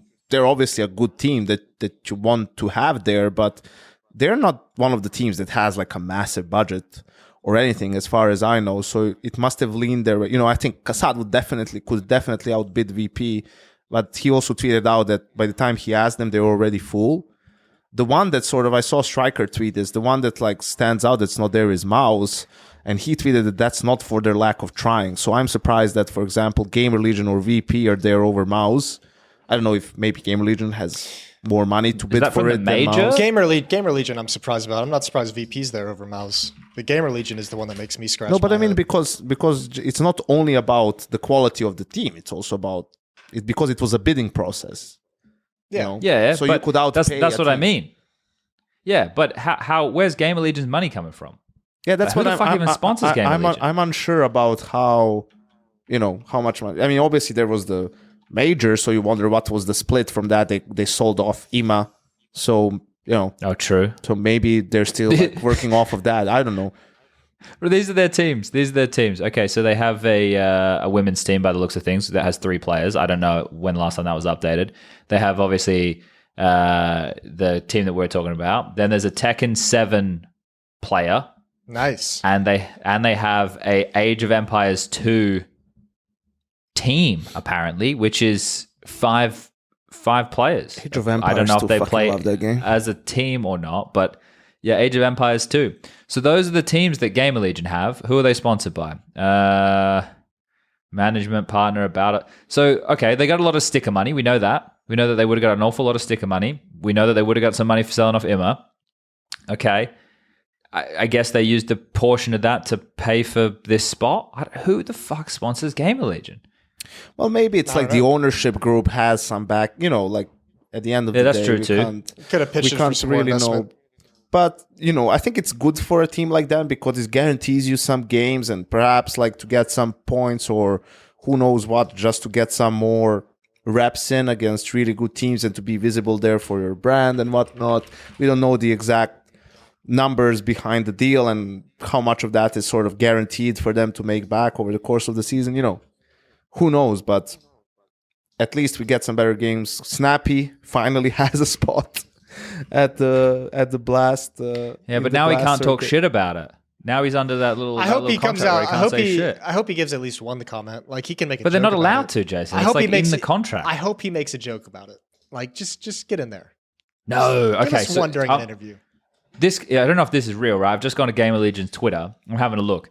These are their sponsors. Rebo, like Re-Bow, and I've just searched that. This is specialized manufacturer of circular saw blades, right? So that's one of their sponsors. So that must be someone's dad or some shit fucking owns that company. Gaming chair. Mind Tank. Who the fuck are Mind Tank? What do Mind Tank do? I'm having a look now. Sounds Mind like Tank. the fucking... Private officers only. This can't be it. From Red Alert 2, Yuri and like those brain tanks that as they go, they control the minds of units. Holy shit, this fucking website looks like... What the fuck is this, boys? I'm linking this in the Discord again. Mind Tank, I think, is a performance supplement. powder. Yeah, supplement. Yeah, but look at the website, man. Hold up, let me see it. I fucking lost here. I'm putting it in the VIP chat again. The important chat. There we go. Have a look at that. Look at this website. It's like some Avengers level shit going on here. Dive into the Mind Tank universe in which the best character skills from the gaming world can be found. The vision behind Mind Tank, the name says it all, is based on the positive characteristics you know from the role in the tank from esports and gaming. The Mind Tank products ensure that you can throw yourself into your challenges and objectives in the best possible way with specifically selected ingredients. Mind Tank helps bring out your A game in competition. Mind Tank is your protector, your hero, your front line, and your shield. Is this like a money laundering company? What is this?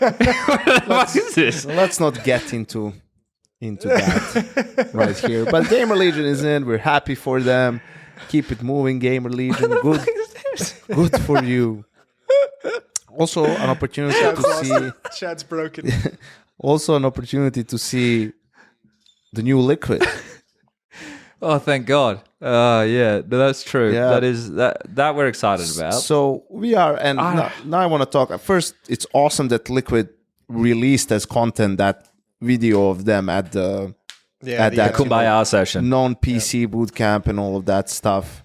And the reason I don't care about the methods used in those boot camps, like what it is that you do and why they do what they do. That's why a guy like Edward is there to begin with, right?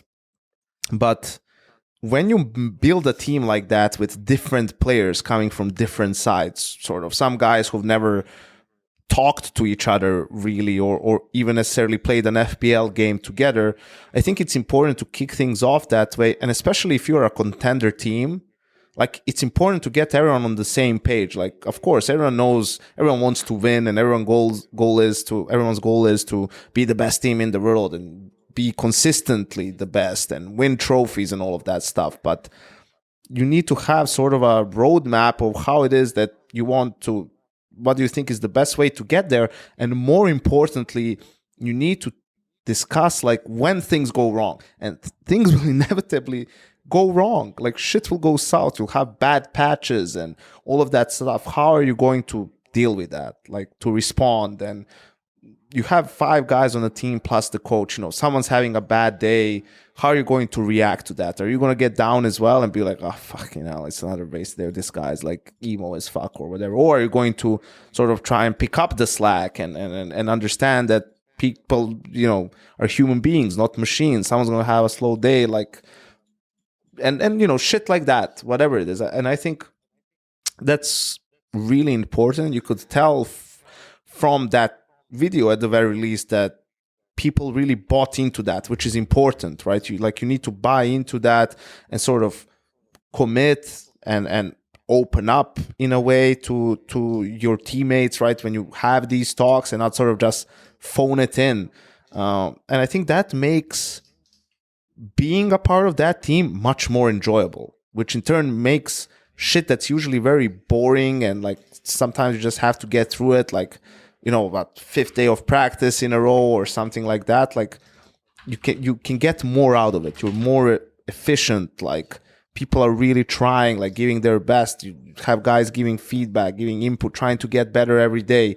And that's how you become the best. And I know it's going to sound like just coach quotes and fucking some lame philosophies or whatever, but it really is like that. It is in any team sport, team competition. You have to be willing to do it for your teammate as well, right? To leave your ego out of it. When I say that, I mean in the healthy ego should still be there, where you're you're an aggressive player or whatnot, but leave your ego out of it. It's the team that wins and loses. You can't do it on your own. You need your teammates to be able to get it done. So I think that's a great move from Liquid. It seemed like the team was clicking, and let's make one thing clear as well. That's not going to make them the best team in the world, or they're not going to win shit because of that, but it's definitely not going to hurt them. Obviously, they're still, Counter-Strike and putting the pieces all together and making things work, but seeing that gives you confidence that they'll be able to do it. Because you look at that lineup, you have Cadian as the in-game, you have Zeus as the coach, Yakinder is in there as sort of a guy who did Senko as a secondary caller. You have Twist, who's super experienced, who's been on phase as well in the meantime, worked with Carrigan. You have Nav, who's been who's a veteran player. So I don't think that's going to be a problem for them to learn, how to play CS2 or to become good at this game and find solutions for in-game stuff. I don't think that's going to be an issue for this Team Liquid roster. So if they manage to click on top of that, they're going to be a problem, I think, a couple of months down the line for sure. There you go, Jason. You finally got it. We're back, baby. Your team is back where they needed to be. It's only taken fucking back. 4 years? But it's been a short 4 years, really, hasn't it? I'm curious about this, gentlemen. I was wondering if going into the new year, before we even see any Counter-Strike played, right? So this is I think sometimes when I'm having these thoughts, I write notes in my phone and then I forget about them, and then I look at them later, and then we never even bring them up. Now, where was it here? I was floating around with a couple of different ideas for how we could frame this, but one of them was potential power rankings, right? As in because we haven't seen the Counter-Strike played from a lot of these rosters. They're going to be brand new teams, right? So we have to speculate a little bit. Now, obviously, I think we would all agree right now the top dog is Vitality. So going into the new year, Vitality would be number 1, and I would safely put FaZe as number 2. But then from that point down to number 10, or if we wanted to extend to 12 or something along those lines, it would be quite difficult. And I think we would all have to base our opinions off of some of the Counter-Strike we've seen, for example, like a Na'Vi or a VP or a Monty or even the limited stuff from G2. And then we would have to speculate a little bit more with teams like Falcons, right?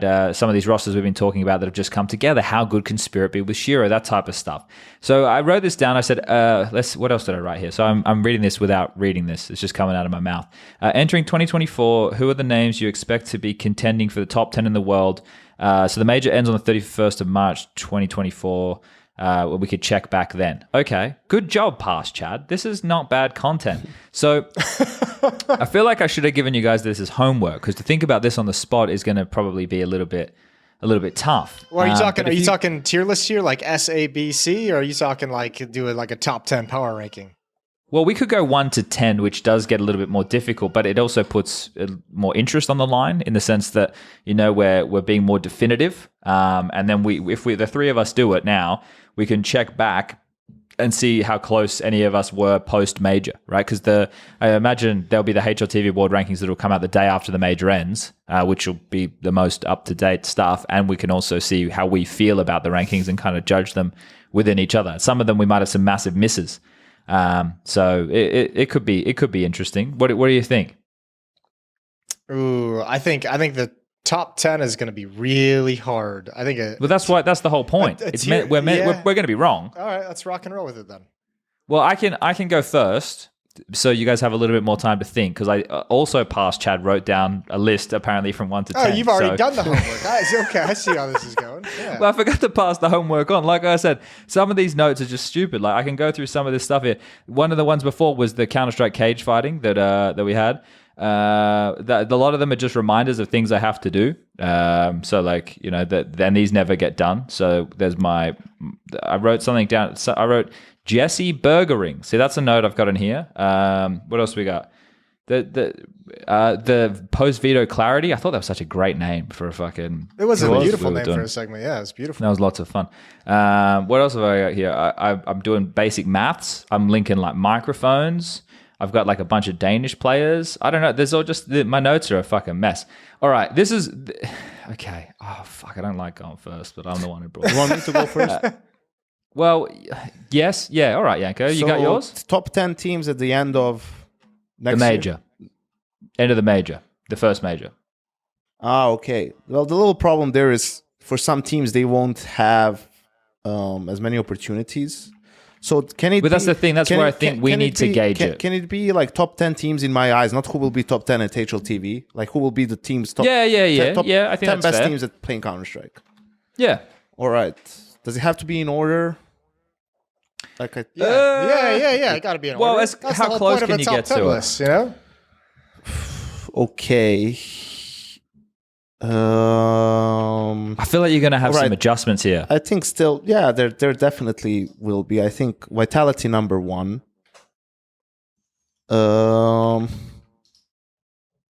Fuck, this is gonna be hard. You should have let him go first. No, it's okay. Like, let's go with phase number 2 just to be boring. But it will get spicier. Okay. Phase number 2.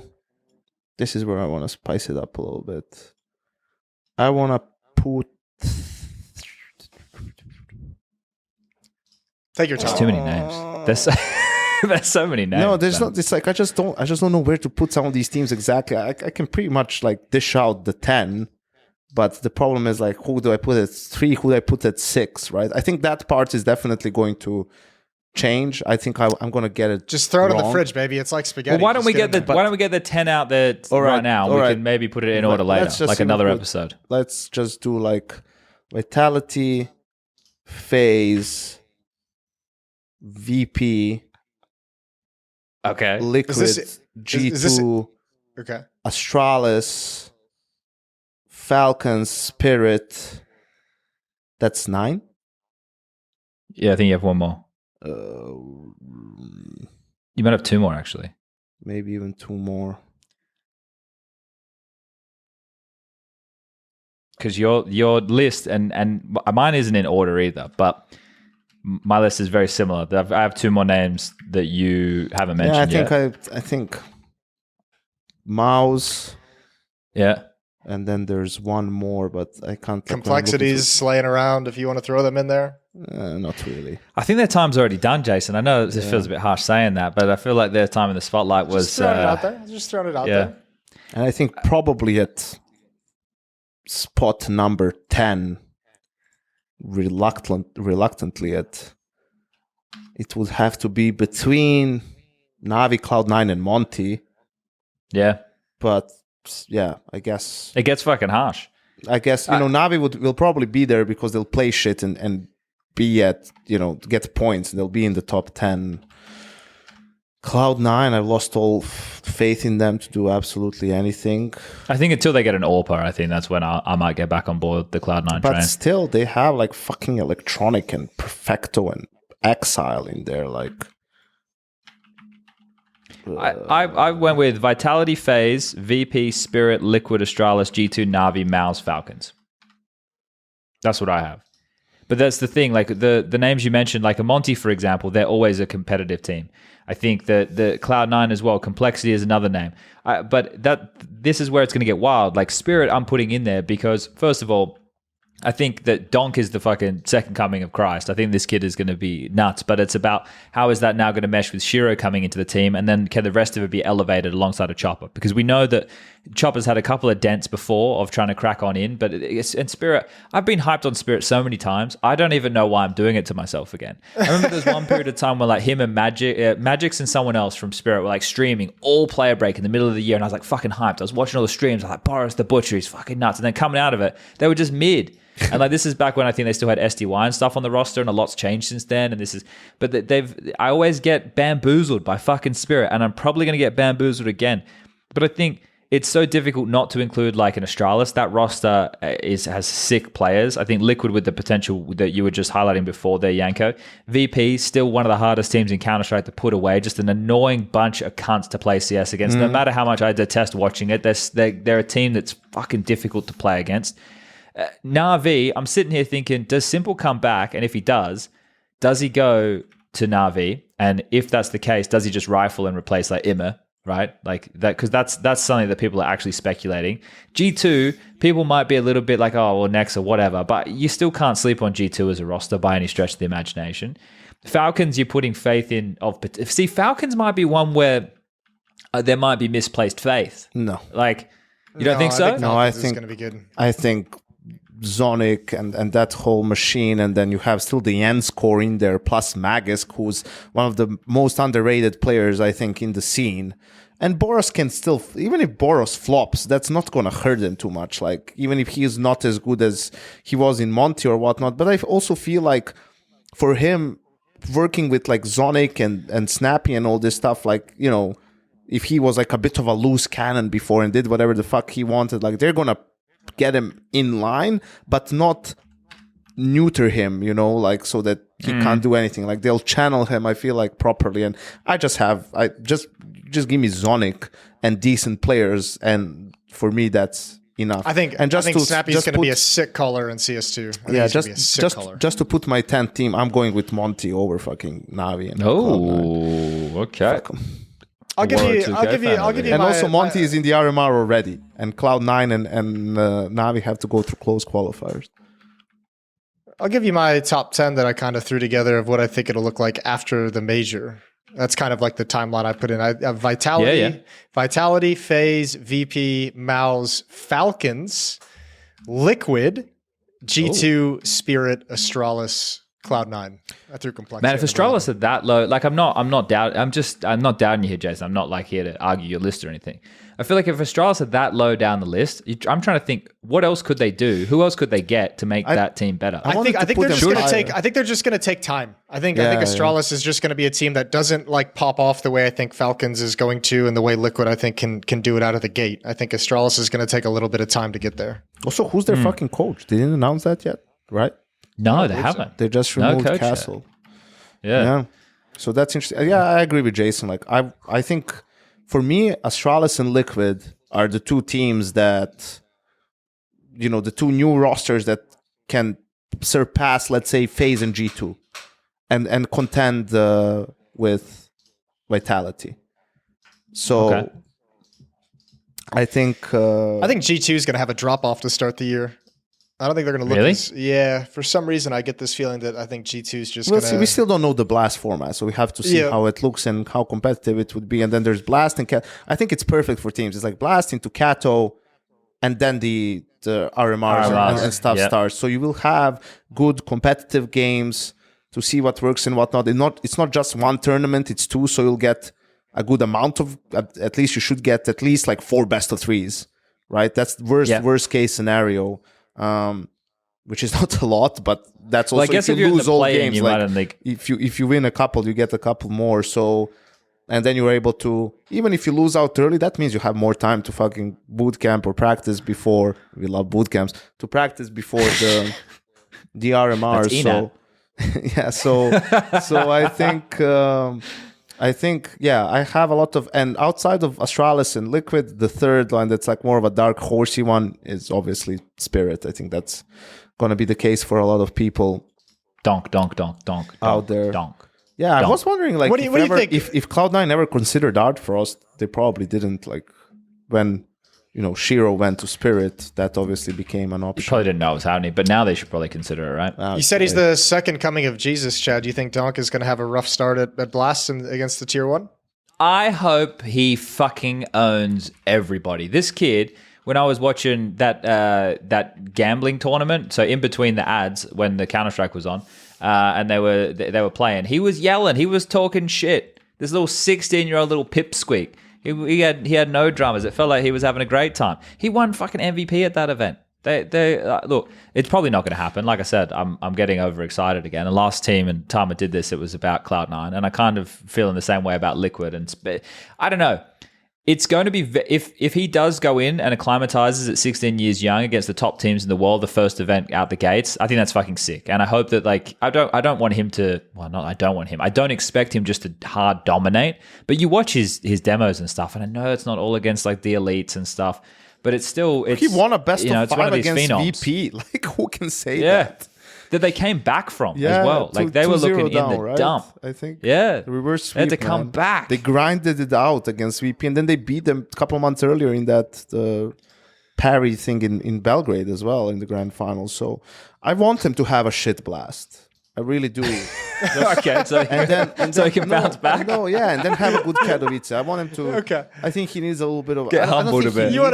I think get a little spice in the story. I think the kid, when a player is so young, there's no like he's just having the time of his life, bro. Imagine like this is the when dream. You were like 16, 17, you're just playing. You don't think about. You're just going out there and playing. Like hopefully it's just a thing where he's not even.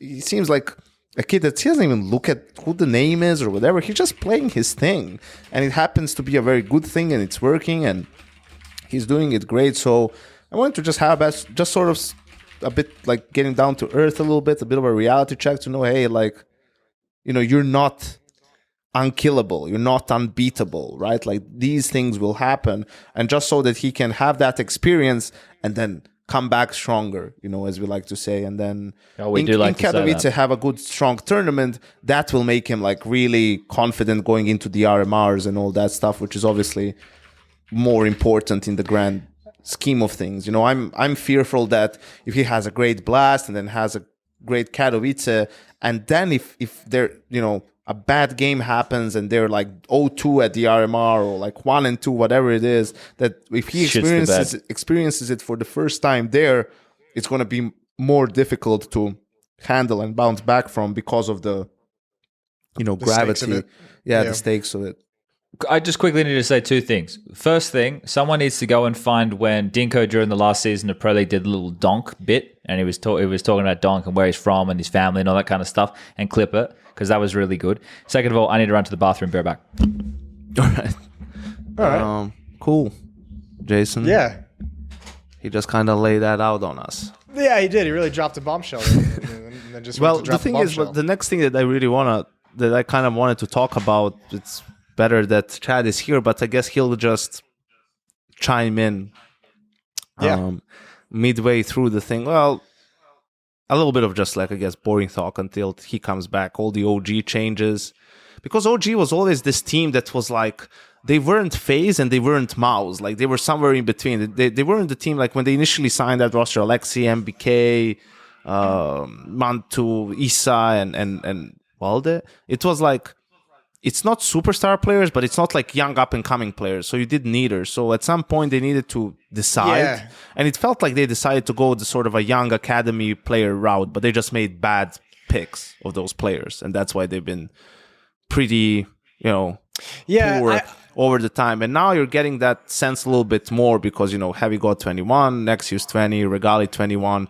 Fico is still 20, although I don't know why he's still there. And then Keto maybe as a bit of a more veteran guy to still be there, although you can even change him for someone else and just sort of treat it as more of an academy team and build up talent a la Mouse, which did do a good job at it, and now most of that academy team is the main roster. So I don't really know. We'll have to see what sort of players these guys are. And just to end it, Kassad in that podcast also said that he had a brief talk with OG as well, in terms of him coming to the organization. So we know that, well, I don't know. I think it might be as coach too. And we saw that Kakafu is like no longer with them. I don't know if they're planning to do a coach change as well or not. Like Rua has been there since the start. So yeah. Yeah, I don't really have any particular excitement about OG, but they've always kind of been like a team that's like, I've never really considered in my mind as anything special, because it felt like for like the longest time they went through the cycle, like their plan was recycling veteran players who were on their decline. It felt like for like years. With the team. This one is like the first time I'm actually like, okay, I like that they've made this switch. I like that they just went and got 3 guys with potential, younger guys, haven't had a whole lot of experience. You're not just recycling the old guard who think they can still kind of make it work. So, I mean, I like this. I'm still not excited about it in any meaningful way. I'm just kind of interested to see how it goes, and we'll go from there. But at least it's interesting now. Like it's really not that interesting seeing guys who've been veterans for like 8, 9, 10 years in the pro scene kind of like come together in some weird mishmash lineup that feels like it's never actually going to get off the ground. This at least feels like it has a chance to go somewhere, or at least give you a piece to work with in the future. Like maybe Heavy God emerges as like the next Israeli stud. And then you have someone that you can build around, that you can sign players around, that can attract players to your roster and go from there. So this feels like it's actually got some runway for them to work with. And it feels a little bit of a better job than, for example, like what you're talking about is more akin to the TSM lineup that had Jackson, Valde, Inters, Cypher, and then Modo as the opera. Now they have Joel in there. I think on what's this whole thing with Joel? I just saw a tweet about the other day. He's on loan? Yeah, no, but he was first like convicted by ESIC for match fixing because he was part of that Victory Zigzag lineup where the coach was banned on Face It as well. But then he got cleared by ESIC for all of that. So I'm not, I don't know in depth like what the hell was going on. I don't know anything. But it was a bit of controversy around him. Sure. But now the chat's back, we can move on to the next thing, which is for me like the top 20 thing. Here we go. Strap yourself in. The players and all of that stuff and how it's being decided. Like every year there is something where you're like, yeah, maybe the order of a couple of guys, like you would put them around. Usually there's not much doubt who's like number 1, who'll be number 2. Like a lot of people out there can predict the last 9 or 8 players in their order, right? Like you can kind of see it coming. Usually it's like the who's 2019, 18, could someone else be in there? But who really cares about that? What I'm trying to say is you don't really see something super egregious happen. That's like obvious, like a mistake or anything like that. I think they do a pretty good job at it for the most part. But for example, this year, something that was pretty shocking to me is that Cadian is on the list. Because, first of all, I have nothing against Cadian. I love what he does for any team. I think it's obvious how invaluable he was to Heroic and how important he is going to be for Team Liquid. But he's not even in the top 5 operas in the world. How can he be one of the top 20 players in the world? And I even opened this, where is it? Like the page where he's like notable achievements and whatnot that they decided to give it to him. And it's something like at the super elite events that he was like, I don't know, he was like number 13 in rating. And I'm looking at the notable stats and sure, clutches are in there. It's like deaths per round. He's an AWPer. Flash assists per round. He's an AWPer, an in-game leader. Utility damage. Really? Like, this is what makes someone like a top 20 player in the world. Like, these are the stats. That just tells you, like, these are the stats they had to get out there to put them in. Because none of the shit, like, opening kills. Like, yeah, sure, he has, like, in CT opening kills per round, he's number 12. But that's also the AWPer. Like, the AWPers are innately going to have higher stats like that than riflers. Like, no disrespect to Cadian, but he's not a top 20 player. I guess it also depends on how you look at the fucking thing to begin with. I mean, is he super valuable to his team? Yeah. Is he a great leader? Yeah. But is he like one of the top 20 mechanically best players in the world, like that you would put out there? Like, I think absolutely not. I think it's silly that he's on this list. That's always my question with these things is like, how much are the intangibles factored in? And I always get the sense with the HLTV top 20 that it is supposed to be purely based off, stats. Like we're not taking the intangibles into account. But then they do reference the elite level, the super elite events, right? And he did have some good playoff games. But why are they super? Why were they deep in events and not super elite events? Sure, some of it is due to Cadian and his leadership and how Heroic was playing as a team, but they were beating teams more as a unit, and through teamwork and through stuff, not because he was doing I don't know what. And I clearly remember, for example, the Katowice Grand Final and on the desk and talking about like Cadian is their best player on this map, but that shouldn't have like after the map, and he was the one going for all the plays and he was the one keeping them alive. But sure, he's doing that because he has to, because his other guys weren't doing that and they were losing the game. And it worked out at that occasion. Like some of those plays were working. I mean, they still ended up losing the final in any case, but that was one of his best finals and best series. You go down the line some of the times, well, that wasn't there at all. So I don't know why he's on this list. I find it funny that you've pointed at Katie, and I mean I'm not going to argue with your reasoning at all, but the one that I took the most, I guess not really issue, but the one that had me scratching my head was I'm surprised Frozen's all the way down at 12. I thought that one obviously got a lot of conversation there. Yeah, it did. I would have thought he would have been higher after the year he had. I don't know, because this is where it's also like, how much does winning trophies mean a lot? Like winning the big trophies, is that like what's kind of missing with stuff? Because like Device is 11, this is the thing. They didn't even really compete for any trophies at this year. So there's 10 spots left though, right? There's 10 spots left. The type of players that I think would be expecting to see in these 10 spots is obviously number one, right? That's not up for conversation. We know who the best player in the world is. But then the question is who comes after that, right? You have pretty strong conversation around Nico Spinks Rops, right? In terms of whatever order they're going to be looking at for like 2, 3, 4.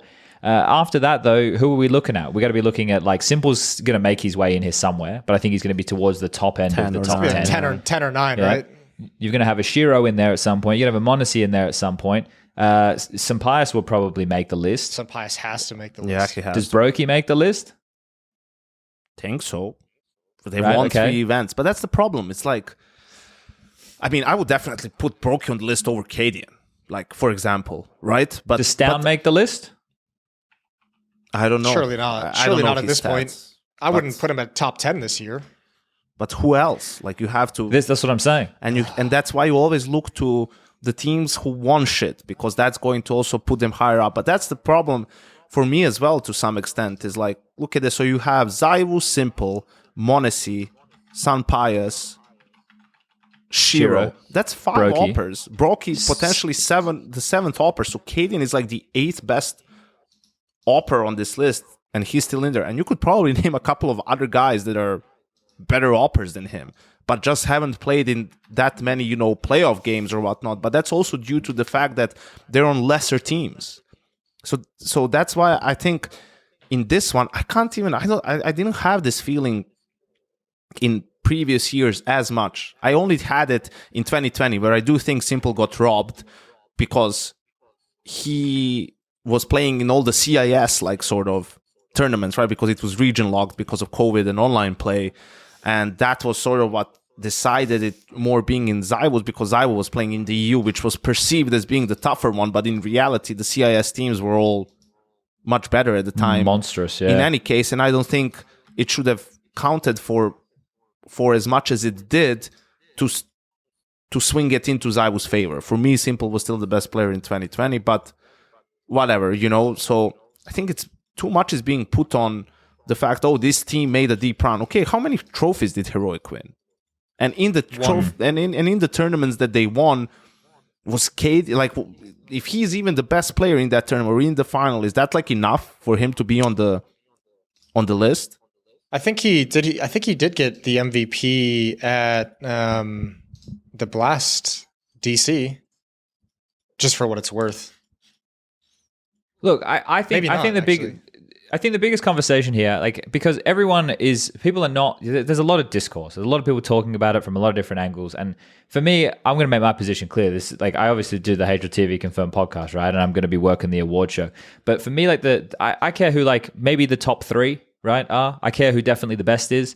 Outside of that, it gets a bit more, like, ambiguous. It's harder to be able to definitively say who, from this position to this position, who's the best. There's a lot of different factors that you could probably argue. There's a lot of different things that you could bring into the conversation as to why.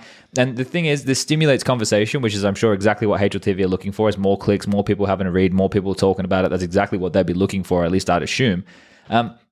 And I think it's good if people have disagreements or people look at these things a little bit differently. I think HLTV, in terms of what we've been expecting from them for the last couple of years, do present the gold standard, but then, they're not infallible. There's definitely people who are able to pick and say, well, this isn't right, or this shouldn't be like this. And I think that is probably how this should be. And I would like it if more people, especially more respected people, made their lists like this. But for me, this isn't like... This sounds like a bit of a cop-out. Maybe it is. But Counter-Strike for me is a team game. Like, obviously, it matters to me who the best player in the world is. Like, and who his closest rivals are going to be, and players that I want to see locking horns and going toe-to-toe in the server. But when I'm looking at some of the names on the list right here, they're definitely very, very good players, but they make up key components as part of a team. Right? Like, there's a lot of things that these guys wouldn't be able to do if it wasn't for the players facilitating them. Whereas for ZywOo, for example, obviously he's being facilitated. He has to have a good team to make it all happen. But this guy's a fucking magician. It's the same way we talk about Simple. Those two are like, the way we talk about those two. Rules. Exactly.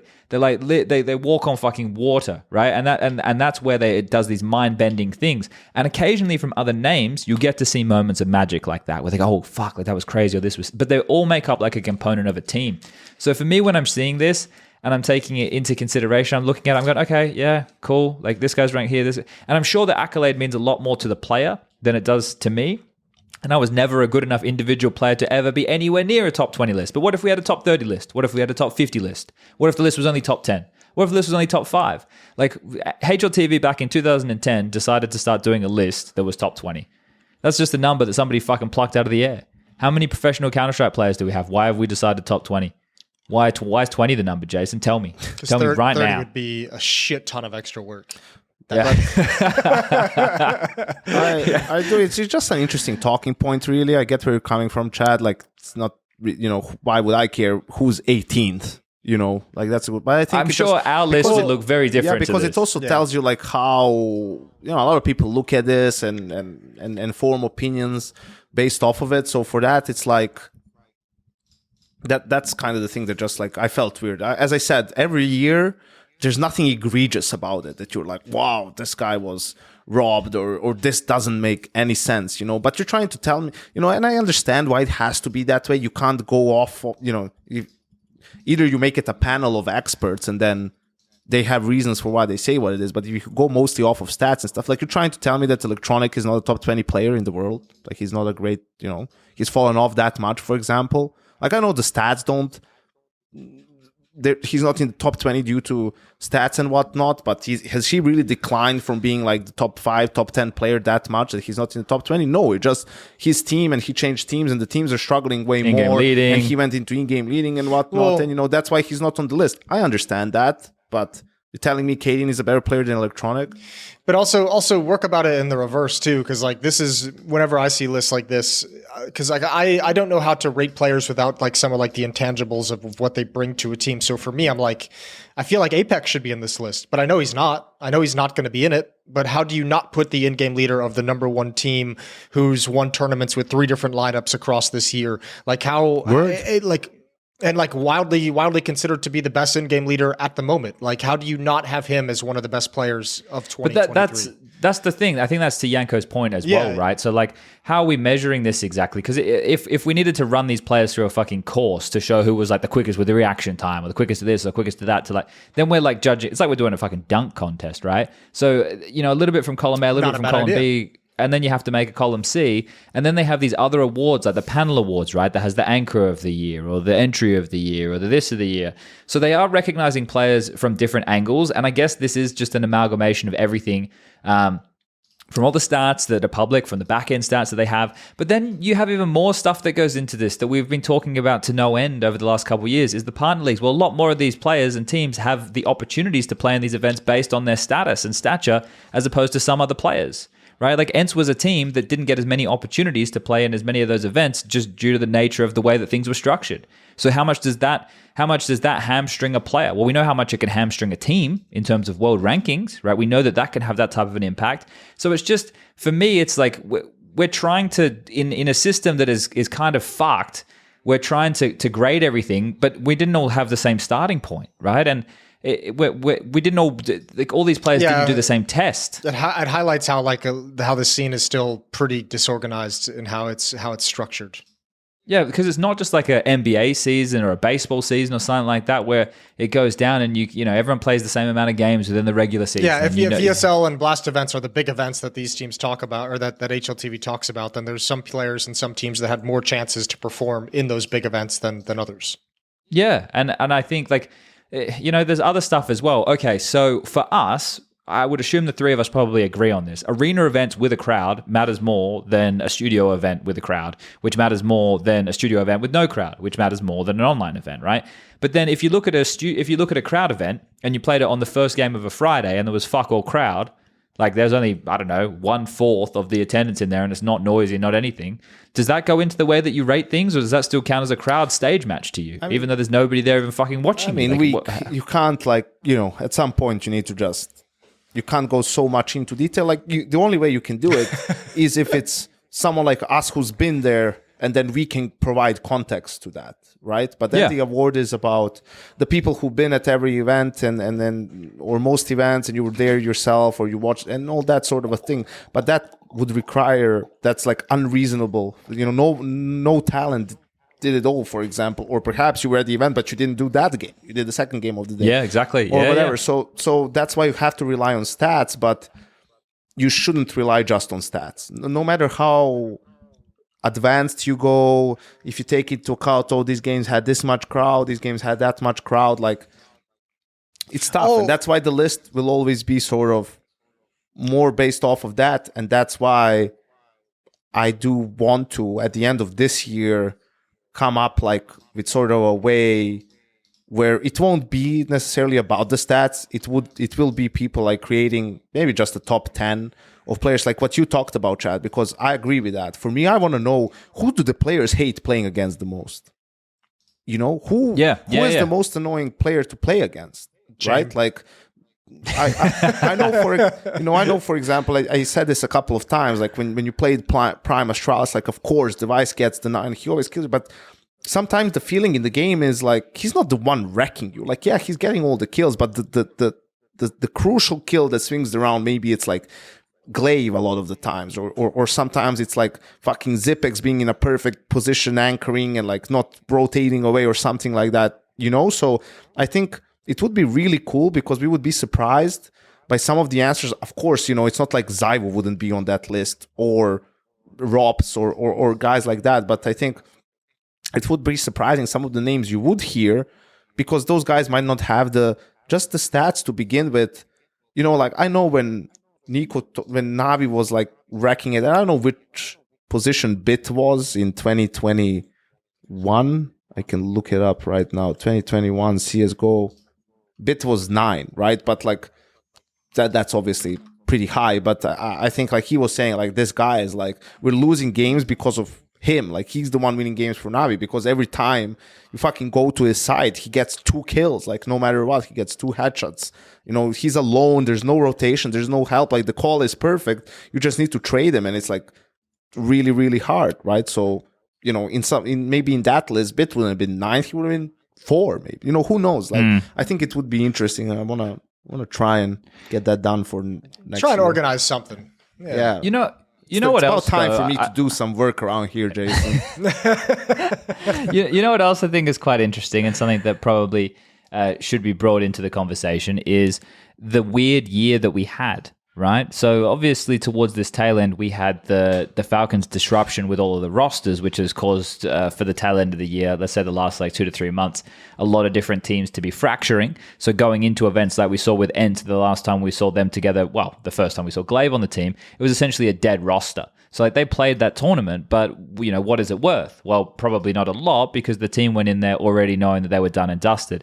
And then not only that, you have to factor in this CS2 release, which has come out, which through different iterations of the game in the early stages, and we'll probably continue to see this for the next 6 months as well, as things get adapted and adjusted and updated, that the game is not going to be in like a similar state that we found. And actually, I retract that a little bit because obviously throughout the lifespan of CSGO, we had different changing of economy, weapon pricing, for example, with the Silenced M4s, the introduction of the Silenced M4, the CZ75, et cetera, et cetera. So there will be those not hiccups, but those little disruptions. But in terms of just moving from one game to a whole new engine and the new game, which is essentially trying to rebuild that old game, that was quite a jarring thing, right? That was quite a jarring factor, and it still is to this day. So I think that has to factor in too, for sure.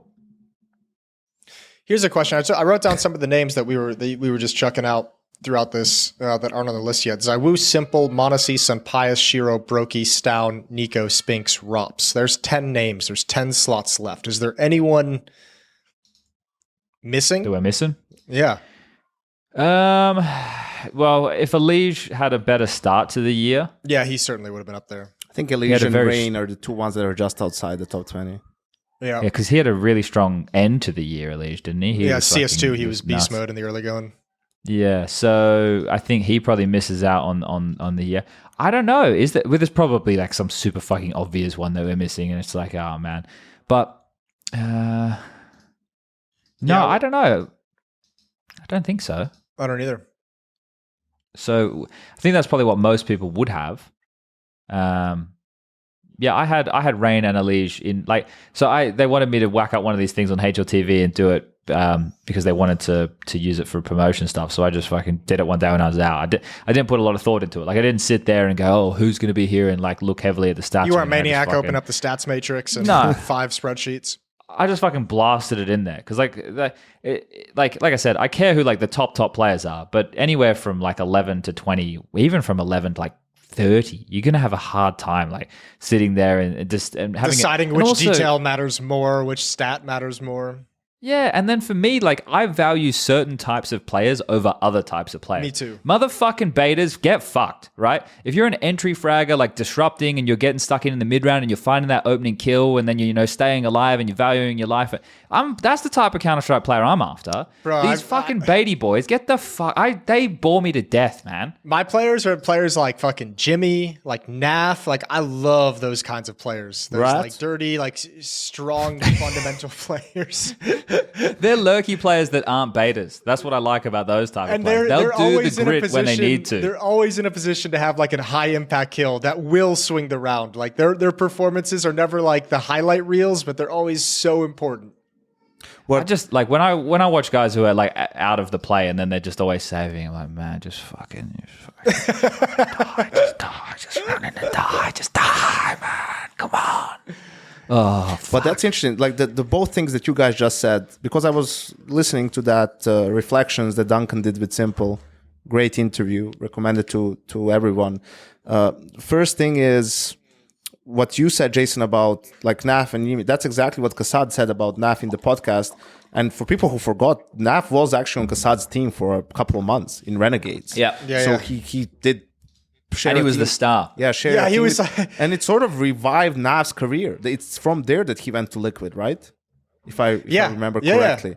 Because before that, he had that bad stint in Optic, I think, or something along those lines. I can't exactly remember the timeline. But in any case, he did say about Nav, like, you know, he's not a guy who has like crazy, like multi-kill potential. You know, he's not going to come in and like fucking, I don't know what, like on a regular basis at the very least. But he is a guy that's going to get you that one kill, you know, that's going to swing the round or rotate in at just the right time and, you know, bait for his teammate who's then going to get the multi-kill. Like he's going to set someone else up through his positioning or play or whatever it is to get the kill. So I agree with that 100%. And the second thing that you said, Chad, was about, yeah, you hate guys who are like... baity.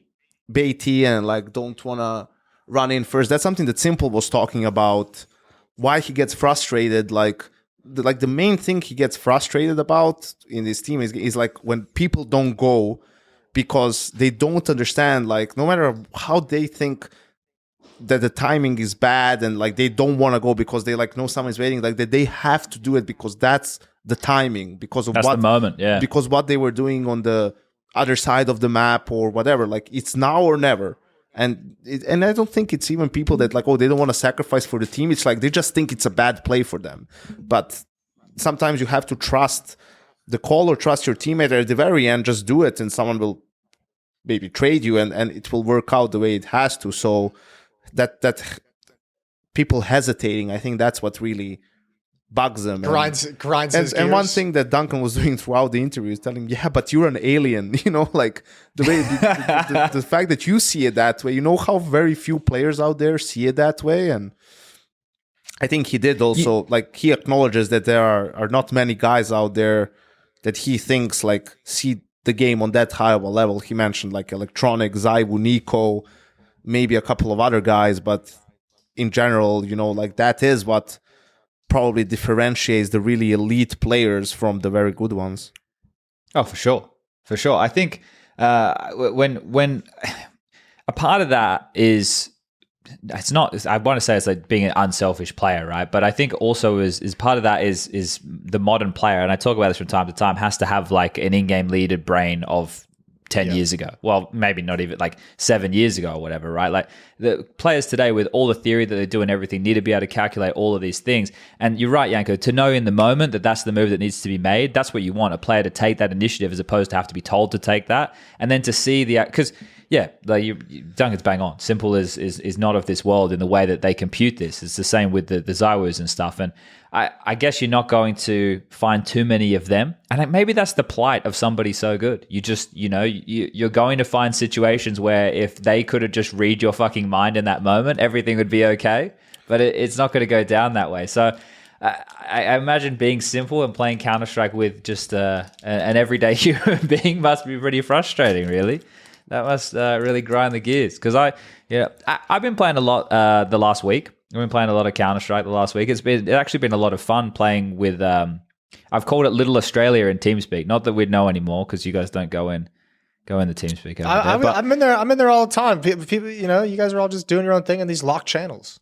Anyways, go on. Well, you've got permissions. You can come down. I don't think they transferred with my new PC, to be honest with you. Oh, okay. Well, I can give you permission. It's all good. But I've called it Little Australia, like because Justin's back in Europe. I've got Aaron as a player, and there's a guy who moved. He's from Perth. He moved to London.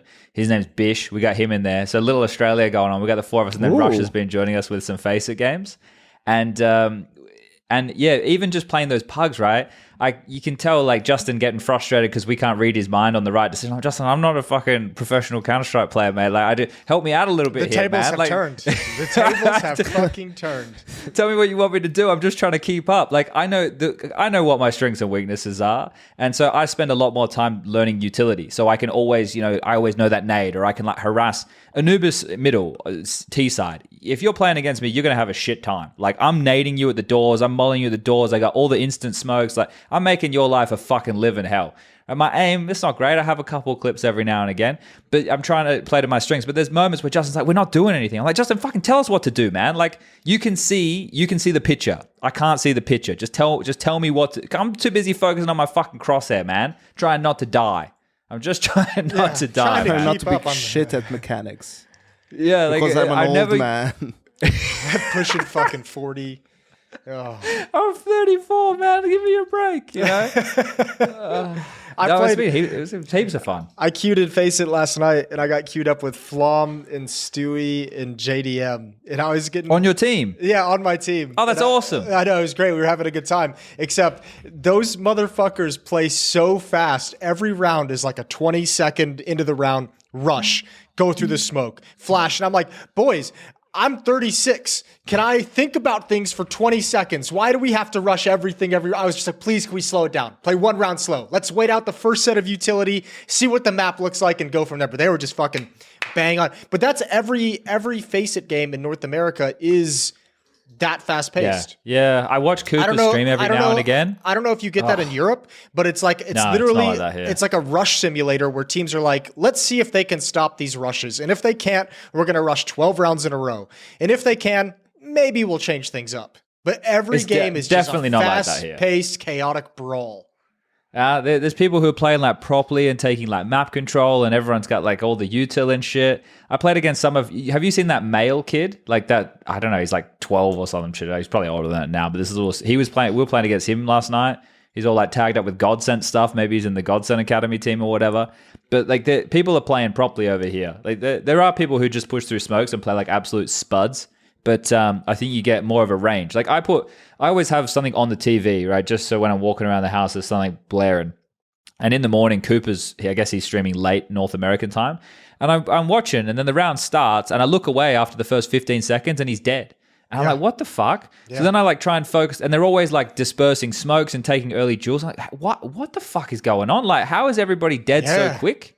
I know. I'm sat there. I'm like, why do I have to play 1 minute and 20 seconds every single round in like a 3-on-3 or a 2-on-2 or like a 3-on-5? Like, can we play a 5-on-5 at some point ever in this? It'd be nice, game? wouldn't it? I'm trying to play Counter-Strike here, boys. Everyone chill.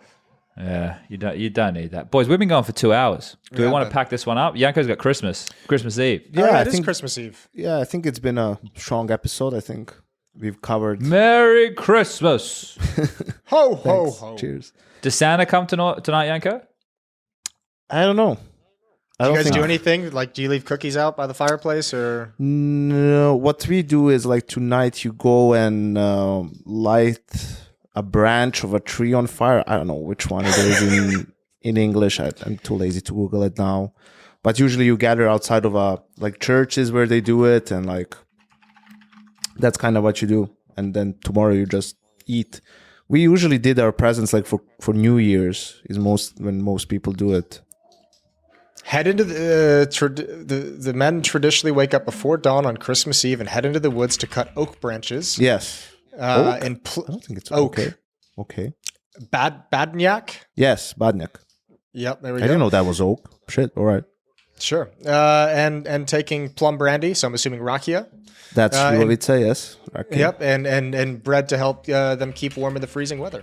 Yeah, and you also, I don't know if this is for Slav. I'm not big on traditions, especially religious holidays, but potentially you go into the church to do something as well. Like, no, that's for Slavas. You go and you get the priest to sanctify the bread or something that you break later on. And what you do on Christmas Day or like morning is with your family. There's this big loaf of bread, and when they're making it, like you make it at your home, and when you make it, you put a quarter in on one side, you put a piece of a plant that signifies health, and then you all break it. Everyone takes out a piece, and then if someone gets the coin, it means like, oh, they're gonna have good money or whatever that year. If someone gets the little plant, they're gonna that means, oh, it should be a good health for that year.